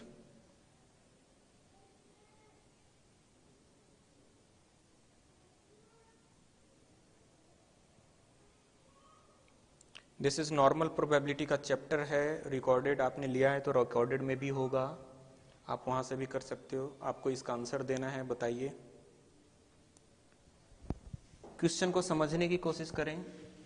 कहीं पे normal distribution की बात किया है और वो नॉर्मल डिस्ट्रीब्यूशन का मीन वैल्यूज 500 दिया हुआ है, स्टैंडर्ड डेविएशन 50 दिया हुआ है. Standard deviation is 50. परसेंटेज पूछा है किसका? वैसे अकाउंट होल्डर्स का जिसका daily average balance more than 500 हो. आंसर आ गया. आंसर काफी लोगों का आंसर आ गया. Very good. सर क्वेश्चन में कुछ है ही नहीं, ये सब बेकार वाले क्वेश्चन हैं. ऐसे क्वेश्चन गेट में क्यों पूछते हैं? एक बार समझ जाओगे तो क्वेश्चन को पढ़ते पढ़ते मेरा आंसर आ जाएगा. नॉर्मल डिस्ट्रीब्यूशन का कर्व मीन वैल्यूज के अबाउट सिमेट्रिक होता है. मीन वैल्यूज 500 दिए हुए हैं, मीन वैल्यूज के अबाउट सिमेट्रिक हो गया. हमें क्या प्रोबेबिलिटी पूछा है? पूछा है percentage of account holders that maintain balance more than 500. More than 500 मतलब मुझे इसके लिए पूछा है. इसकी प्रोबेबिलिटी 0.5. परसेंटेज कितने? हम लोग बोलेंगे सर 50%. आंसर आ गया. Yes, very good.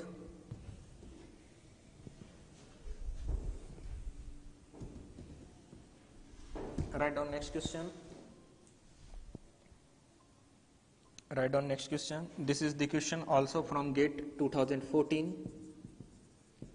GATE 2014 का ही क्वेश्चन है.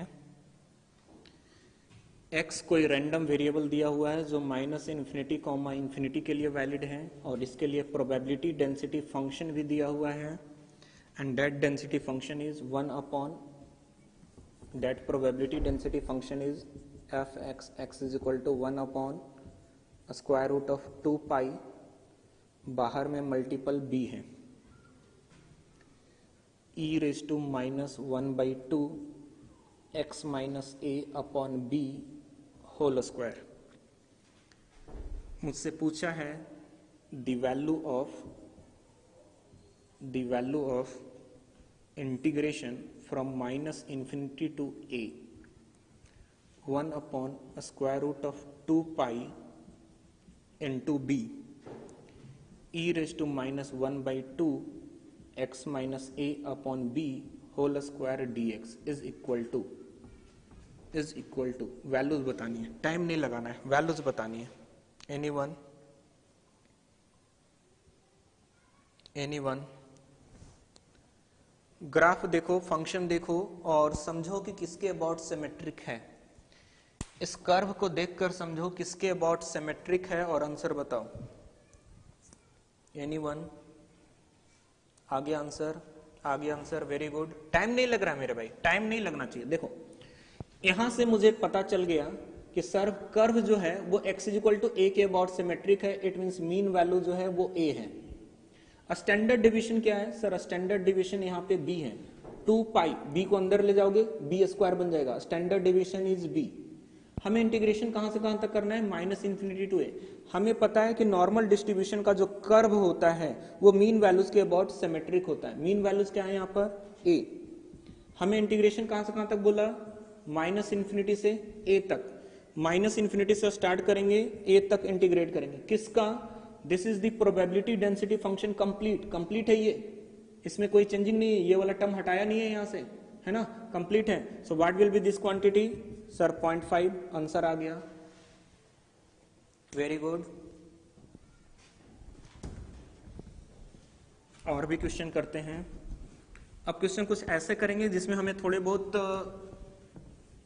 कैलकुलेशन ग्राफ पे करना पड़ेगा। कैलकुलेशन इट मींस ग्राफ को हमें ऑब्जर्व करके आंसर देना पड़ेगा, ठीक है? सो देखते हैं क्वेश्चन। उलझना मत क्वेश्चन में, बिल्कुल भी इधर उधर नहीं सोचने की। ग्राफ इसलिए बताया है आपको क्योंकि ग्राफ का यूज करके हम आंसर दे पाए, वरना ग्राफ का कोई यूज नहीं रह पाएगा। सो ग्राफ से ही सोचकर आंसर देना है। The standard normal probability function can be approximated as fxn is equal to 1 by 1 plus exponential minus of 1.7255 xn mod of xn to the power 0.12, where xn is a standard normal deviate.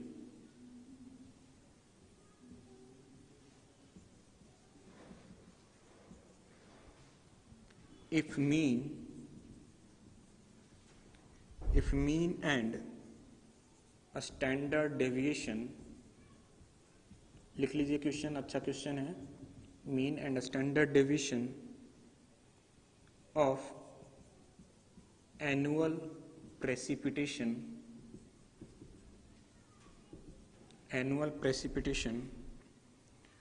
are 102 EM and 27 EM respectively. इसको भी करने में 15-20 second नहीं लगना चाहिए ज्यादा। The probability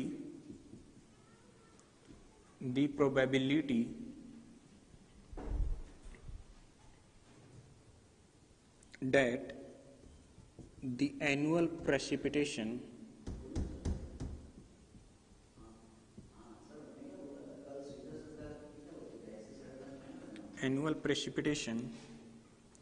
will be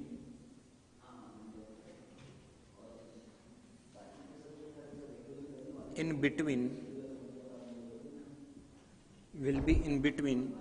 90 EM and 102 EM is fill in the blank। Option से लिख दे रहा हूं मैं। Option A 66.7%, option B 50%, option C 33.3%, option D 16.7%। सारा डेटा आपके सामने दिया हुआ है, क्वेश्चन को सॉल्व करने का ट्राई कीजिए। क्वेश्चन को मैं समझा देता हूं। नॉर्मल डिस्ट्रीब्यूशन फंक्शन को अप्रोक्सीमेट करने के लिए ये एक फंक्शन दिया हुआ है, ओके। उस नॉर्मल डिस्ट्रीब्यूशन में जो xn यूज किया है उसको बोला है this is a standard normal deviate, okay. उस स्टैंडर्ड नॉर्मल डेविएट के लिए मीन वैल्यूज जो दिया हुआ है, mean values and standard deviation, mean values के बारे में बताया कि मीन वैल्यूज 102 EM है एंड स्टैंडर्ड डेविएशन 27 EM है। Now they are asking me to find the probability such that annual precipitation lies between 90 EM to 102 EM। देखते हैं कितने लोग सॉल्व कर पाते हैं। EM एक यूनिट है, मेजरमेंट का यूनिट है, हमें उन सब चीजों पे ध्यान नहीं देना, मीन वैल्यूज पे फोकस करेंगे, स्टैंडर्ड डेविएशन पे फोकस करेंगे। अगर इलेक्ट्रिकल में आएगा तो वो समथिंग रेसिस्टेंस की बात करेगा, और रेसिस्टेंस की बात करेगा तो वो ओम में लिख देगा, है ना।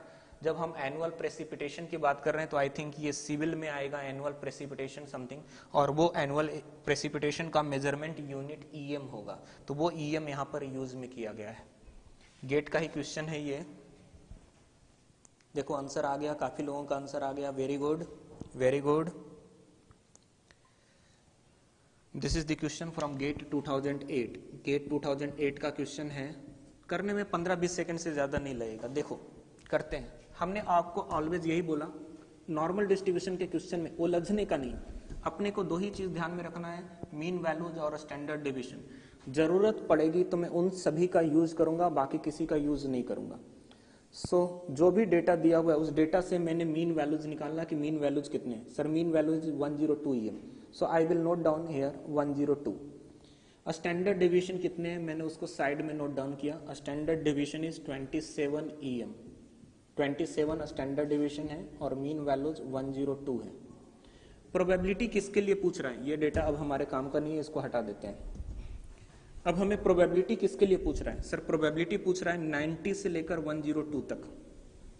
90 को लोकेट कीजिए, 90 कहां पे होगा, सर 90 इसके इस साइड में आएगा, 90 इस साइड में है, तो 90 इस साइड में मैंने यहाँ पर एक 90 का कॉलम बना लिया, let's say this is 90। Now they are asking me to find the probability between 90 to 102।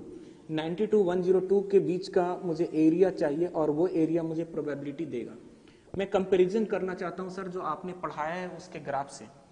अब इस ये मीन वैल्यूज है और म्यू से मैं लेफ्ट हैंड साइड में जा रहा हूं।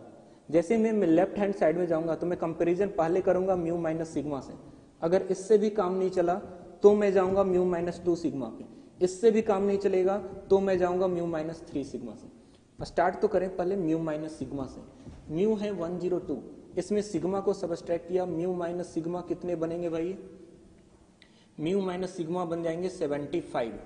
देख लीजिए 75, it will be 12 minus 7 that is 5 and 9 minus 2 that is 7, 75। सो 75 वाली लाइन मैंने यहाँ पर ड्रॉ कर ली 75। This is what sir, this is mu minus sigma. तो म्यू माइनस सिग्मा से म्यू के बीच का एरिया कितना होता है आपको ध्यान में हो तो 34 पॉइंट, याद आ गया। म्यू माइनस सिग्मा से लेकर अगर मैं म्यू के बीच का मैं प्रोबेबिलिटी पूछूं तो आपको जो मैंने ग्राफ बनाया था कुछ ऐसा बनाया था, याद कीजिए। म्यू माइनस सिग्मा से म्यू प्लस सिग्मा के लिए मैंने क्या बोला था कि सर ये 68.3% होगा। फिर मैंने बोला था इसका हाफ पार्ट तो 0.3415 ऐसे डेटा देंगे। समझ में आ रहा है। अब मुझे इस एरिया में और इस एरिया में रिलेशन देखना है कि क्या रिलेशन बनेगा। अब ऑप्शन पे जाता हूं मैं, क्या ये एरिया 66.7% है, नो।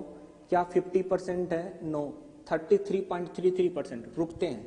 हमने बोला कि 75 से 102 के बीच का एरिया जो निकल कर आ रहा है दैट इज अबाउट 34%। इन दोनों के बीच में ग्राफ से मुझे क्या पता चल रहा है कि ऑलमोस्ट हाफ हो रहा है, थोड़ा कम नहीं हो रहा है। अगर मुझे ऐसा होता, मुझसे पूछा होता 78 से लेकर 102 के बीच का एरिया क्या होगा तो मैं 33.4 तक जाता। इन दोनों के बीच में एक ह्यूज गैप है 75 to 90, 90 to 102। This values are almost going to be half, almost half. 34 का हाफ 17 के अप्रोक्सीमेट आंसर कौन सा है sir, this one is the answer, this is not the answer. Is it clear to all? समझ में आ गया सबको? Yes, very good. Very good. 33.33 क्यों नहीं दिया? देख लो, आपको ग्राफ से पता चल रहा है 75 से 19 का बीच का गैप कितना है? 15। 90 से 102 का गैप कितना है? 12।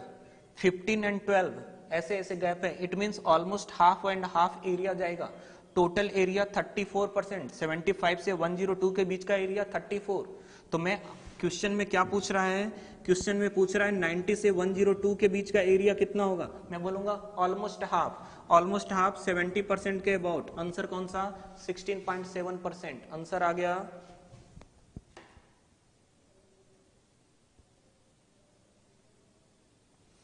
प्रकाश, आप पूछ रहे हो कि आपने 75 वाला लाइन ड्रॉ क्यों किए? मैंने आपको यही चीज बताया कि कंपैरिजन किसके साथ करोगे। आपको मैंने ऑलरेडी 3-4 ग्राफ बनाया है। वो ग्राफ किसके लिए बनाया? कि जब भी जरूरत पड़ेगी कंपैरिजन करूंगा। हमें प्रोबेबिलिटी किसके लिए पूछा है? प्रोबेबिलिटी पूछा है 19 is less than equal to x is less than equal to 102। मुझसे ये प्रोबेबिलिटी पूछा है। मैंने बोला जब भी ऐसे प्रोबेबिलिटी पूछेंगे मैं ग्राफ का यूज करूंगा। दिए हुए फंक्शन के अकॉर्डिंग उसका मीन वैल्यूज 102 है और स्टैंडर्ड डेविएशन 27 है। मैंने सबसे पहले ग्राफ बनाया जो म्यू के अबाउट सिमेट्रिक होगा। म्यू कितनी है? 102। मैं 102 के अबाउट ग्राफ को सिमेट्रिक बना लूंगा। मुझे प्रोबेबिलिटी किसका पूछा है? मुझे प्रोबेबिलिटी पूछा है 90 टू 102 के बीच में। मैं एक लाइन ड्रॉ करूंगा 90। मुझे 90 टू 102 के बीच का प्रोबेबिलिटी चाहिए। मुझे ये चीज तो कंफर्म है कि ये जो एरिया निकल कर आएगा वो 0.5 से कम होगा। क्यों 0.5 से कम है? क्योंकि माइनस इंफिनिटी से 102 तक अगर इंटीग्रेशन करूंगा तो 0.5 आएगा। हमें 90 से 102 तक करना है तो ये एरिया 0.5 से कम है। मैंने इसको कट किया, इसको कट किया। अब हमारे पास दो ऑप्शन है, 33.33%, 16.7%। इन दोनों को जस्टिफाई करना है कि क्या करें। देन आफ्टर मैंने कुछ प्रोबेबिलिटी का ग्राफ आपको जो बनाए हैं, कुछ ऐसे प्रोबेबिलिटी के ग्राफ बनाए हैं। मैंने बताया आपको कि जरूरत पड़ेगी तो mu, mu plus sigma, mu minus sigma का यूज करेंगे। यहाँ पर म्यू है 102, मैंने यहाँ पर 102 लिख लिया। सिग्मा, म्यू माइनस सिग्मा करूंगा तो 75 आएगा। अब म्यू माइनस सिग्मा से म्यू तक का बीच का एरिया मैंने आपको बताया है, यह है 75 और यह है 102। इसके बीच का एरिया मैंने बता रखा है कि म्यू माइनस सिग्मा से म्यू के बीच का एरिया कितना है? Sir this is about 34%। 75 वाली एक लाइन बना लेते हैं। 75 यहां पर आ गया तो मैं आपको बोला कि ये जो एरिया निकल कर आ रहा है 75 से लेकर 102 तक, 75 से लेकर 102 तक वो एरिया कितना है? 34%। दिस ग्रीन वाला जो एरिया निकल कर आ रहा है, ग्रीन वाला एरिया 34% है। तो 90 से 102 के बीच का एरिया कितना होगा मेरे भाई? अब समझ में आया 75 का क्यों यूज किया मैंने? कंपैरिजन करने के लिए कि उससे कितना ज्यादा या कम है।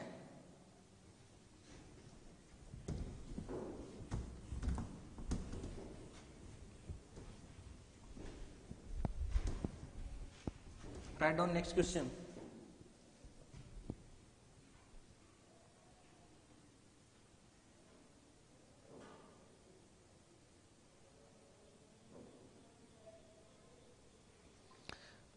मैं सारे ब्रांच को बोल रहा हूं, मैं बार बार यही चीज रिपीट करता हूं कि कोई ये मत पूछो कि सर हमारे ब्रांच में ऐसे क्वेश्चंस आते हैं। आ जाएगा उसके बाद कोई फैकल्टी कराएगा आपके सामने, वो आपको इंपॉर्टेंट नहीं रहेगा मेरे भाई। बाद में रोगे, फिर आओगे कुंदन सर के पास कि सर ये क्वेश्चन पूछ दिया। ईच एंड एवरी ईयर आप जैसे लोग आते हैं मेरे पास, सर आपने ये टॉपिक पढ़ाया था लेकिन मैं पढ़ के नहीं गया था। क्यों? क्योंकि इसके पहले कभी गेट में नहीं पूछा था। तो मत पढ़िए। मेरा काम है पढ़ा देना और आपका काम है करना। कवर करोगे तो मार्क्स आएगा, नहीं कवर करोगे तो लास्ट टाइम फिर से आओगे, बोलोगे सर ये आपने कराया था मैं करके नहीं गया था।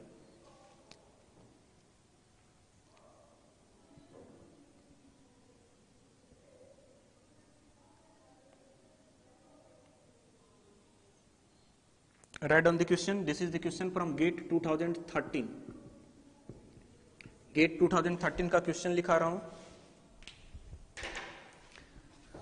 Let capital X be a nominal variable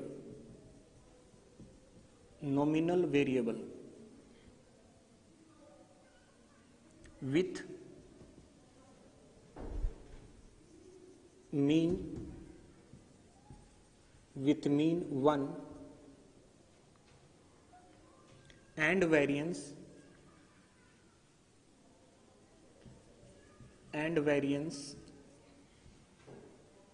4, variance 4 दिया हुआ है। the probability p x is less than 0 is fill in the blank। देखो कैसे डम्ब वाले क्वेश्चन पूछते हैं गेट में, ये सब क्वेश्चन को डम्ब बोलते हैं, कुछ है ही नहीं क्वेश्चन में। ग्रेटर देन 0 लेस देन 0.5,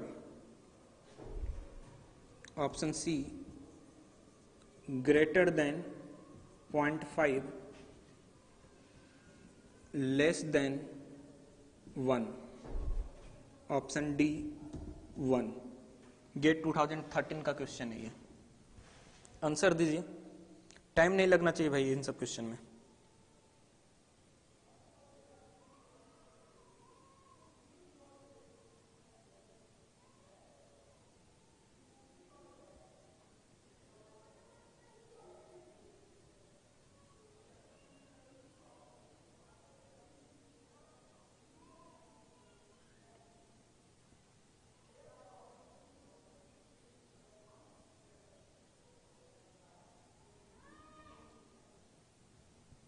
अगर फिल इन द ब्लैंक पूछता है, जैसे कुछ क्वेश्चन का कुछ लोगों का कहना है कि sir fill in the blank पूछा तो कैसे करेंगे।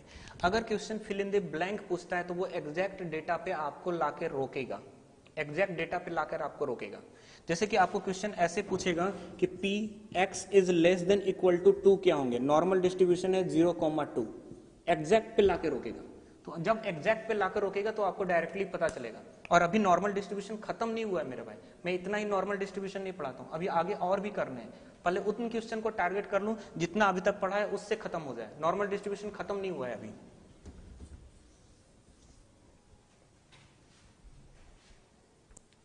कुछ लोग बी बोल रहे हैं, कुछ लोग सी बोल रहे हैं।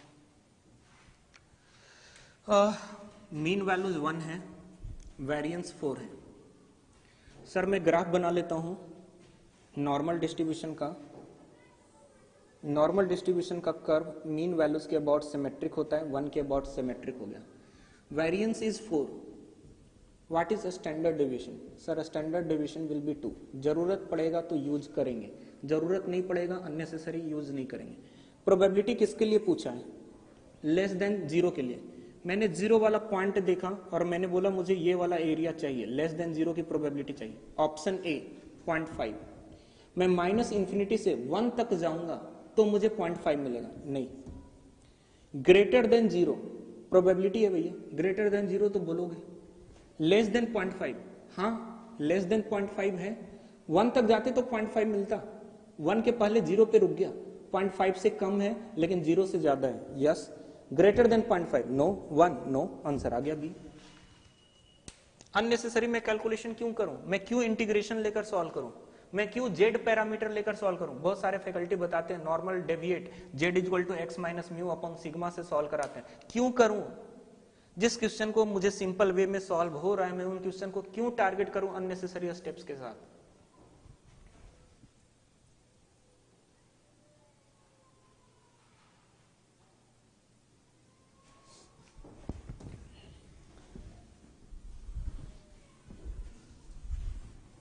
अब थोड़ा थोड़ा लेवल बढ़ेगा, ठीक है, पैसेंस रखते जाना, समझते जाना मैं किन किन चीजों की बात कर रहा हूं। अब write down standard normal distribution, standard normal distribution. पहले हमने नॉर्मल डिस्ट्रीब्यूशन पढ़ा, अब उसके सामने में एक नया वर्ड ला दिया स्टैंडर्ड। ओके, कंपेयर करना सीखेंगे, कैसे कंपेयर कर रहा हूं मैंने एक f(x) लिखा है 1/2 pi sigma square square root e⁻1/2 x minus mu upon sigma whole square, minus infinity is less than x is less than infinity. This is generalized form, ये जो है ना वो जनरलाइज्ड है। Okay, this is generalized one. इस generalized वाले term को मैं अब स्टैंडर्डाइज्ड करना चाहता हूं, स्टैंडर्ड फॉर्म में लाना चाहता हूं। तो सर स्टैंडर्ड फॉर्म किसको बोलते हैं वो इंपॉर्टेंट है। यहां पर आपको एक टर्म दिख रहा है, ब्रैकेट में मैंने कुछ लिखा है x minus mu upon sigma, x minus mu upon sigma, मैंने ऐसा लिखा है। तो मैं इसी को एक नया वर्ड के साथ इंक्लूड कर रहा हूं यहाँ पे, z is equal to x minus mu upon sigma. This z is called as a standard normal variate. लिख लीजिए, standard normal deviate. Some time deviate बोलेगा, सम टाइम इसी को वेरिएट बोलेगा, तो वेरिएट बोल लो, डेविएट बोल लो, सब सेम ही है। Standard normal variate, standard normal deviate. Variate लिख लेता हूं मैं, वेरिएबल है सो वेरिएट लिख लेता हूं मैं। अब आप लोगों को मैंने कुछ ऐसे कॉन्सेप्ट कराए होंगे पहले, expectation of A x plus B is equal to A times expectation of x plus B. मैंने आपको ऐसे भी कॉन्सेप्ट कराए होंगे, variance of A x plus B is equal to A square variance of x, ऐसे concept कराए होंगे। मैं इन्हीं कॉन्सेप्ट का यूज करूंगा, और यूज करने के बाद ये जो स्टैंडर्ड नॉर्मल डेविएट जेड लिखा हुआ है, जेड पैरामीटर भी समटाइम इसको बोलते हैं, इस जेड पैरामीटर का मैं मीन वैल्यूज निकालना चाहता हूं, इसी जेड पैरामीटर का मैं वेरिएंस निकालना चाहता हूं। तो देखते हैं कि इसका जो नॉर्मलाइज्ड स्टैंडर्ड वेरिएबल है, जो स्टैंडर्ड नॉर्मल वेरिएट है, इसका मीन वैल्यूज क्या आएगा। Sir mean values that is EZ is equal to देखते हैं क्या आता है, expectation of x minus mu upon sigma. इसी को लिख सकते हैं expectation of x upon sigma minus mu upon sigma. इसी को लिख सकते हैं 1 upon sigma expectation of x minus, this is constant quantity, so mu upon sigma. x एक नॉर्मल डेविएट है, और इस x नॉर्मल डेविएशन का मीन वैल्यूज क्या है। सर इस नॉर्मल डेविएशन का मीन वैल्यूज म्यू है, क्योंकि म्यू के अबाउट सिमेट्रिक है। जो मीन वैल्यूज होता है वही तो एक्सपेक्टेशन होता है, तो इसका एक्सपेक्टेशन म्यू है, सो mu upon sigma minus mu upon sigma, ये दोनों कैंसिल आउट हो गया, जीरो आ गया। ये जो जेड पैरामीटर मिल रहा है, इस जेड पैरामीटर के लिए जो म्यू वैल्यूज आ रहा है, इसके लिए मीन वैल्यू जीरो आ रहा है, so we will say that expectation of Z is zero. Now variance देखते हैं। सर मुझे कैलकुलेट करना है वेरिएंस किसका, x minus mu upon sigma का। मुझे वेरिएंस कैलकुलेट करना है x upon sigma minus mu upon sigma का। x के मल्टीपल में 1 बाई सिग्मा है, सो वापस 1 बाई सिग्मा स्क्वायर आएगा।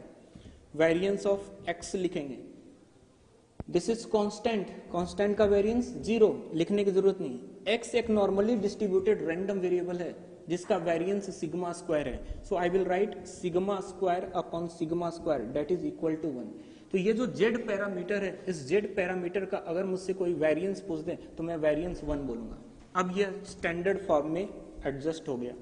सो स्टैंडर्ड नॉर्मल डिस्ट्रीब्यूशन जो बनता है वो जेड के टर्म में बनेगा, वेरिएबल क्या है Z, so I will write F Z is equal to variance is 1, sigma square की value is 1, so 1 upon square root of 2 pi e raise to minus 1 upon 2 Z square. देखो x minus mu upon sigma is Z, so Z put कर लिया। Z की values कहां से कहां तक lies करेगी।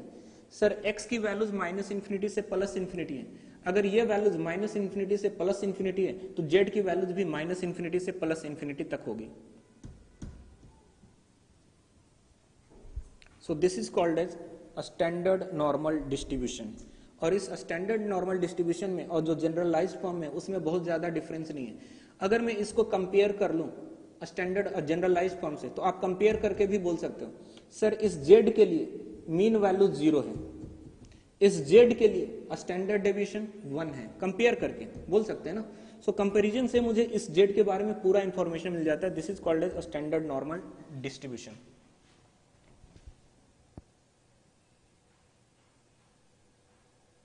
सब सेम ही है भाई, मैंने लेक्चर के स्टार्टिंग में ही बोल चुका हूं, मैं लेक्चर के स्टार्टिंग में ही बोल चुका हूं कि normal distribution, Gaussian distribution, nominal distribution, ये 3 वर्ड सेम है, मैं कभी भी किसी को भी दूसरे वर्ड से बोल सकता हूं। प्रकाश, आपने प्रोबेबिलिटी का स्टार्टिंग का लेक्चर नहीं पढ़ा है, इट मींस हमने डिस्क्रीट से ही बात किया है। Expectation of x, it is mean values. अगर आपको ये नहीं पता है तो आगे का लेक्चर नहीं समझ में आएगा कि ये सब क्या लिखा हुआ है। सो पहले आप EX समझिए कि EX क्या है, मीन वैल्यूज क्या है, एक्सपेक्टेशन क्या है। प्रीवियस लेक्चर सुनिए, उससे कंफर्म कीजिए एक्सपेक्टेशन क्या है।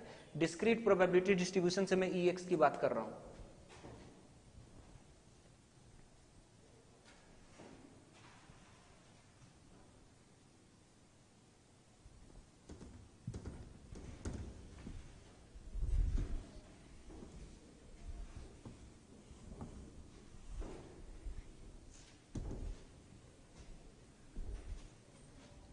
Right down normalization. आपने ये वर्ड काफी सुना होगा। जो लोग कॉम्पिटिटिव एग्जामिनेशन के हैबिट में रहते हैं, कांटेक्ट में रहते हैं, वो ये जब भी रिजल्ट आता है ना तो ये वर्ड अपने आप निकल कर आता है। लोग ऐसी बात करते हैं, मेरा स्कोर तो 34 है, लेकिन नॉर्मलाइज्ड हो जाने के बाद मेरा स्कोर 34.3 हो गया। मैं तो बहुत अच्छा बनाया था, मेरे मार्क्स 78 आए थे, लेकिन नॉर्मलाइज्ड हो जाने के बाद मेरे स्कोर 77.3 पे ही रुक गए या 77.6 हो गए। 4 मार्क्स का 0.4 मार्क्स का मुझे समथिंग लॉस हो गया, 0.3 मार्क्स का मुझे गेन हो गया। मुझे ऐसी चीजें निकल कर आती है। नॉर्मलाइज्ड होता क्या है? एक एग्जाम है जो कंडक्ट हो रहा है, लेकिन उस एग्जाम में अपीयर होने वाले जो स्टूडेंट्स हैं वो न्यूमेरस हैं, बहुत ज्यादा क्वांटिटी में अपीयर होते हैं। जैसे गेट में अबाउट 12 लाख स्टूडेंट अपीयर होते हैं, अबाउट 12 लाख स्टूडेंट। तो गेट के एग्जामिनेशन में अगर 12 लाख स्टूडेंट होते हैं तो आपने ये चीज ऑब्जर्व किया होगा कि कुछ ब्रांचेज में जो एग्जाम्स होते हैं वो डिफरेंट डेज में होते हैं। कुछ इस वीक में हुआ, कुछ नेक्स्ट वीक में हुआ, कुछ समथिंग 10th को हुआ तो अगला फिर 16th को होगा या 17th को होगा। तो उस तरीके से जो एग्जाम्स हो रहे हैं, तो फर्स्ट का पेपर डिफरेंट है, सेकंड का पेपर डिफरेंट है। दोनों में किस लेवल के क्वेश्चन पूछे गए हैं उसके अकॉर्डिंग उनके मार्क्स को नॉर्मलाइज्ड किया जाता है। और normalized it means normal distribution का उसमें कॉन्सेप्ट यूज किया जाता है, उसके अकॉर्डिंग मार्क्स को हम नॉर्मलाइज्ड करते हैं। सर नॉर्मलाइज्ड कैसे करोगे? जैसे सिंपल सा कॉन्सेप्ट मैं आपको समझाऊं कि इसमें 5 लीटर का मिल्क है, बाकी सभी वाटर है, टोटल कैपेसिटी इसकी 10 है। 5 लीटर मिल्क है और 3 लीटर वाटर है।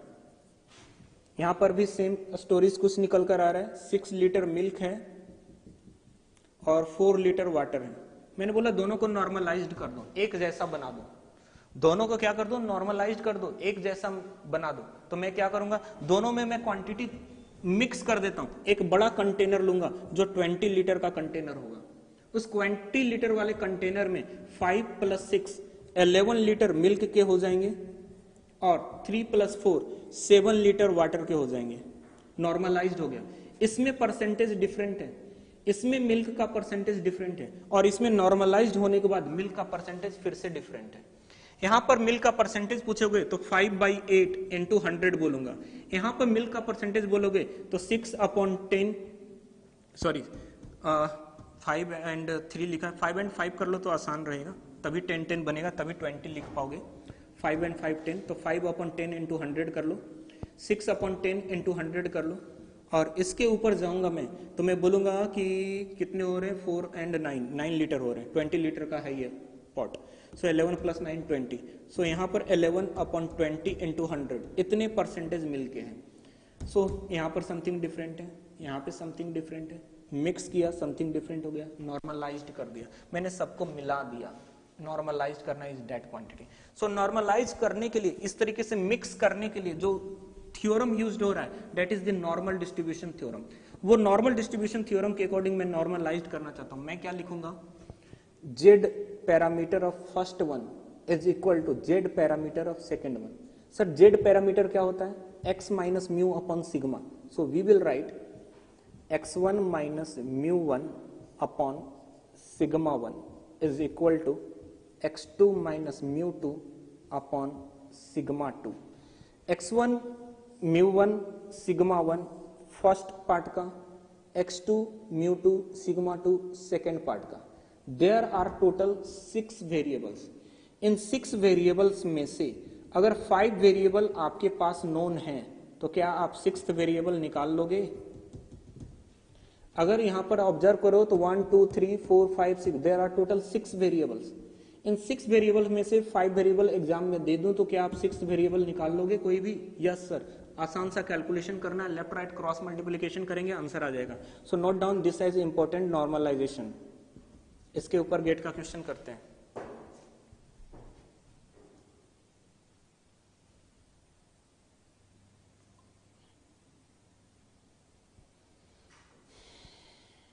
दोनों को इक्वल इक्वल कर रहा हूं, मिला रहा हूं, दोनों को इक्वेट कर रहा हूं, दोनों में मुझे सेम जैसा चाहिए. मैंने अभी क्या बोला, इसमें है और इसमें डेटा है. मैंने बड़ा कंटेनर लिया, अब इसमें जैसा परसेंटेज था, इसमें जैसा परसेंटेज था, दोनों इक्वल होकर इसमें आया है.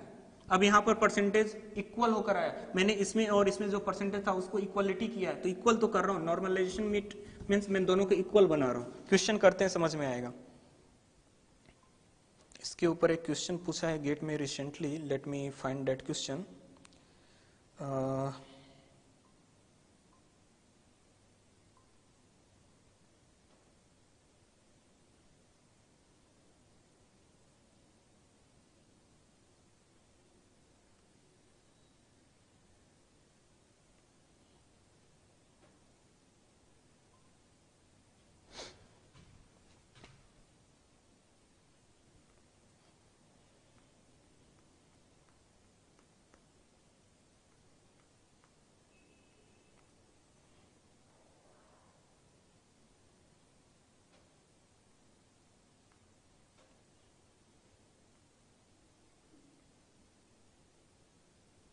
चलो मैं इसके क्वेश्चन कराता हूँ अभी थोड़ी देर में आपको. तब तक थोड़ा और थ्योरी पढ़ लेते हैं. उसके बाद ये क्वेश्चन जैसे मेरे माइंड में आता है वैसे मैं क्लिक करता हूँ आपको. मिल गया मिल जा भाई.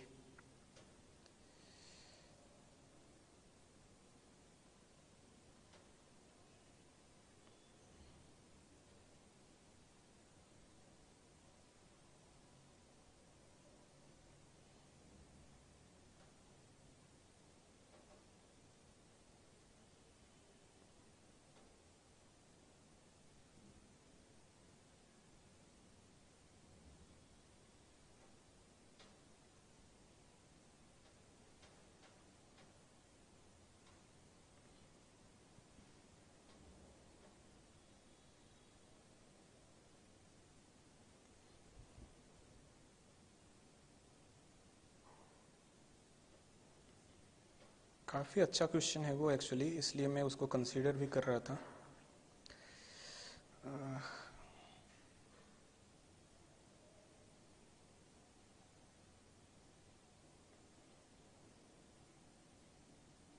चलो कोई नहीं. हाँ मिल गया. गेट 2006 सिविल इंजीनियरिंग का क्वेश्चन है. काफ़ी अच्छा क्वेश्चन है ये. Right on the question. This is from GATE 2006. A class of first year BTech students. A class of first year. देखो ऐसे क्वेश्चन दूसरे ब्रांच में रिपीट कर जाएंगे. First year BTech students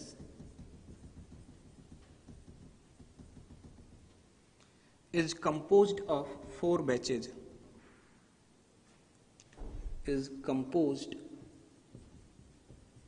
of 4 batches. पता भी नहीं चलेगा कि नॉर्मल डिस्ट्रीब्यूशन का क्वेश्चन है या नहीं. Is composed of 4 batches.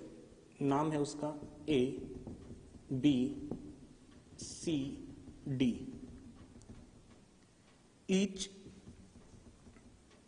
consisting of 30 students. Each consisting of 30 students. It is found that इतना ज़्यादा भूमिका दिया है ना इसमें, हम लोग क्वेश्चन को जानबूझकर लैंग्वेज जिसका कोई यूज नहीं. It is found that the sessional marks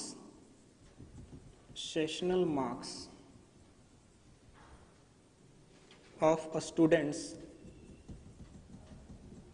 in engineering drawing एक सब्जेक्ट होता है इंजीनियरिंग ड्राइंग. इन बैच सी की बात हो रही है. have mean is equal to mean of 6.6 and a standard deviation of 2.3, standard deviation 2.3 दिया हुआ है।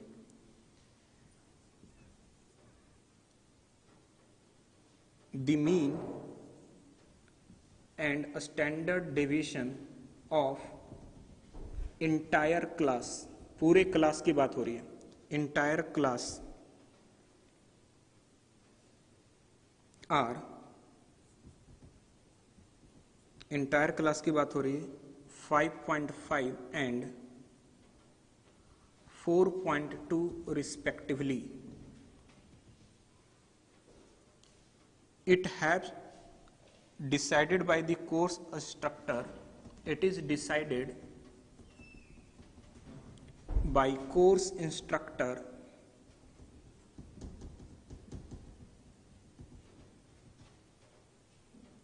to normalize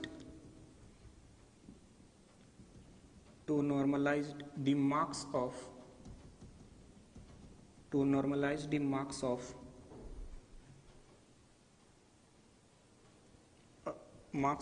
the students of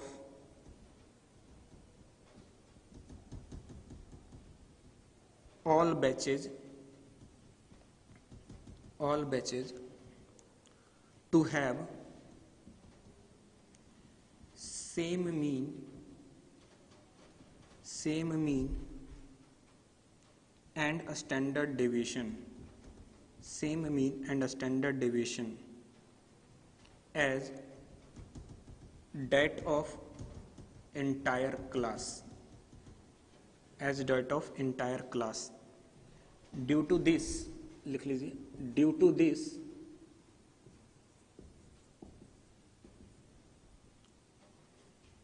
the marks of a student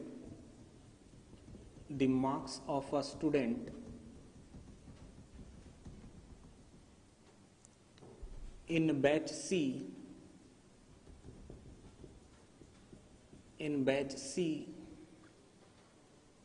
are changed from 8.5 to 8.52। देखो question में क्या है, एक ही चीज इसमें पकड़ में आया मुझे, जब मैं इस क्वेश्चन को पढ़ रहा हूं तो मुझे एक ही चीज समझ में आया, नॉर्मलाइजेशन की बात कर रहा है ना। क्वेश्चन में क्या दिया हुआ है कि किसी बैच में 4 है, किसी स्कूल्स में 4 बैचेज हैं A B C D, each batches का कुछ ना कुछ 30 स्टूडेंट्स है, नंबर ऑफ स्टूडेंट सब में फिक्स है 30। It is found that sessional marks of a student in engineering drawing in batch C में जो मार्क्स आया उसका मीन मार्क्स 6.6 है एंड स्टैंडर्ड डेविएशन 2.3 है। Now mean and standard deviation of entire class, पूरे क्लास की बात हो रही है, पूरे क्लास का मीन वैल्यू 5.5 है एंड स्टैंडर्ड डेविएशन 4.2 है। It is decided by the course instructor, कौन से इंस्ट्रक्टर है वो सबको पास करना चाहता है। पास करने के लिए उसने क्या बोला कि मैं मार्क्स को नॉर्मलाइज कर देता हूं। नॉर्मलाइज करने के लिए उसने बोला कि marks of the students of all batches have same mean and a standard deviation as the entire. हमें वो मार्क्स और स्टैंडर्ड डेविएशन चाहिए जो एंटायर क्लास का है। एंटायर क्लास का कितना है देख लो सर, एंटायर क्लास के लिए मीन वैल्यूज 5.5 है एंड स्टैंडर्ड डेविएशन 4.2 है, मुझे ये वाला चाहिए। तो उसने बोला कि वो स्टूडेंट जिसका बैच सी में 8.5 मार्क्स था, स्टैंडर्ड नॉर्मलाइज्ड कर लेने के बाद वो अब कितना हो जाएगा। सो क्या क्या दिया हुआ है उन चीज को हम लोग यहाँ पे नोट डाउन कर लेते हैं।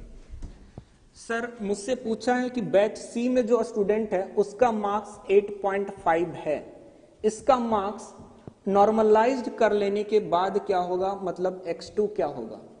जो x1 क्लास सी की बात कर रहा है उसमें जो स्टूडेंट्स हैं उनकी मीन वैल्यू 6.6 है, मैंने यहां पर 6.6 ले ली। उसी क्लास में जो स्टूडेंट हैं उनके मार्क्स का स्टैंडर्ड डेविएशन 2.3 है, मैंने उसको 2.3 लिख लिया। मुझे नॉर्मलाइज्ड किसके साथ करने के बोला, मुझे बोला कि नॉर्मलाइज्ड करना है एंटायर क्लास के साथ। इंटायर क्लास का जो स्टूडेंट है उनके मार्क्स का मीन वैल्यूज कितना है, उनके मार्क्स का मीन वैल्यूज 5.5 है. So I will write 5.5 है. What is a standard deviation? Sir, a standard deviation is 4.2. मैंने यहाँ पर 4.2 लिख लिया. Now, after normalization, they are asking me what will be the effect on the marks of a student that is having 8.5 marks. मैं बोलूँगा वो marks में normalisation के बाद जो इफेक्ट आएगा वो कैलकुलेट करना है, x2 कैलकुलेट करना है. x1 minus mu1 upon sigma 1 is equal to x2 minus mu2 upon sigma 2. x1 is 8.5 minus mu1 is 6.6 upon sigma 1 is 2.3 is equal to x2 मुझे चाहिए mu2 mean value is 5.5 upon sigma 2 is 4.2. so calculation कर लो 8.5 minus 6.6 divided by 2 करो और देखो कितने answer आ रहे हैं.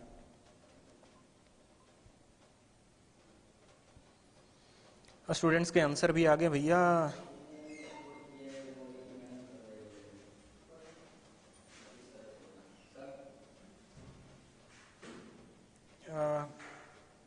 ठीक है, कैलकुलेशन थोड़ा कर लो, पॉइंट में सही सही लेकर आना. नॉर्मल डिस्ट्रीब्यूशन अभी खत्म नहीं हुआ है. 8.5 minus 6.6 1.9 divided by 2.3 0.8260 into 4.2 3.469 plus 5.5. This is becoming x2 is equal to 8.9695 approximately. Option कुछ दिए हुए थे इसी टाइप से. ऑप्शन दिया हुआ है option A is 6, option B is 7, option C is 8 and option D is 9. तो ऑप्शन डी की तरफ हम लोग जाएंगे. अप्रोक्सीमेट किया है मैंने. नॉर्मल डिस्ट्रीब्यूशन में ऑलवेज आपको यही चीज बोल रहा हूँ कि इसमें हमेशा अप्रोक्सीमेट की बात आएगी. 8.9695 जो है वो अप्रोक्सीमेट होकर 9 की तरफ गया. मैंने 9 आंसर दूंगा, 867 नहीं दूंगा. Approximate value is 9. D is the correct answer for this question. Normal distribution is not completed 8. अभी हमें और भी ज्यादा कवर करने हैं. इसमें बहुत सारे और भी कॉन्सेप्ट मैं लेकर आऊंगा जो मैं आपको बताऊंगा, डिस्कस करेंगे हम लोग नेक्स्ट क्लास में, क्योंकि 5 मिनट में वो थ्योरी भी खत्म नहीं होने वाली है जो भी मैं स्टार्ट करूंगा. तो जितने क्वेश्चंस आपसे बनते हैं वो बनाइए. जो क्वेश्चंस नहीं बनता है आप मेरे टेलीग्राम ग्रुप पे डालिए. मैं उस क्वेश्चन को आपके सामने लाइव क्लास में डिस्कस करूंगा. ठीक है, थैंक यू एवरीवन.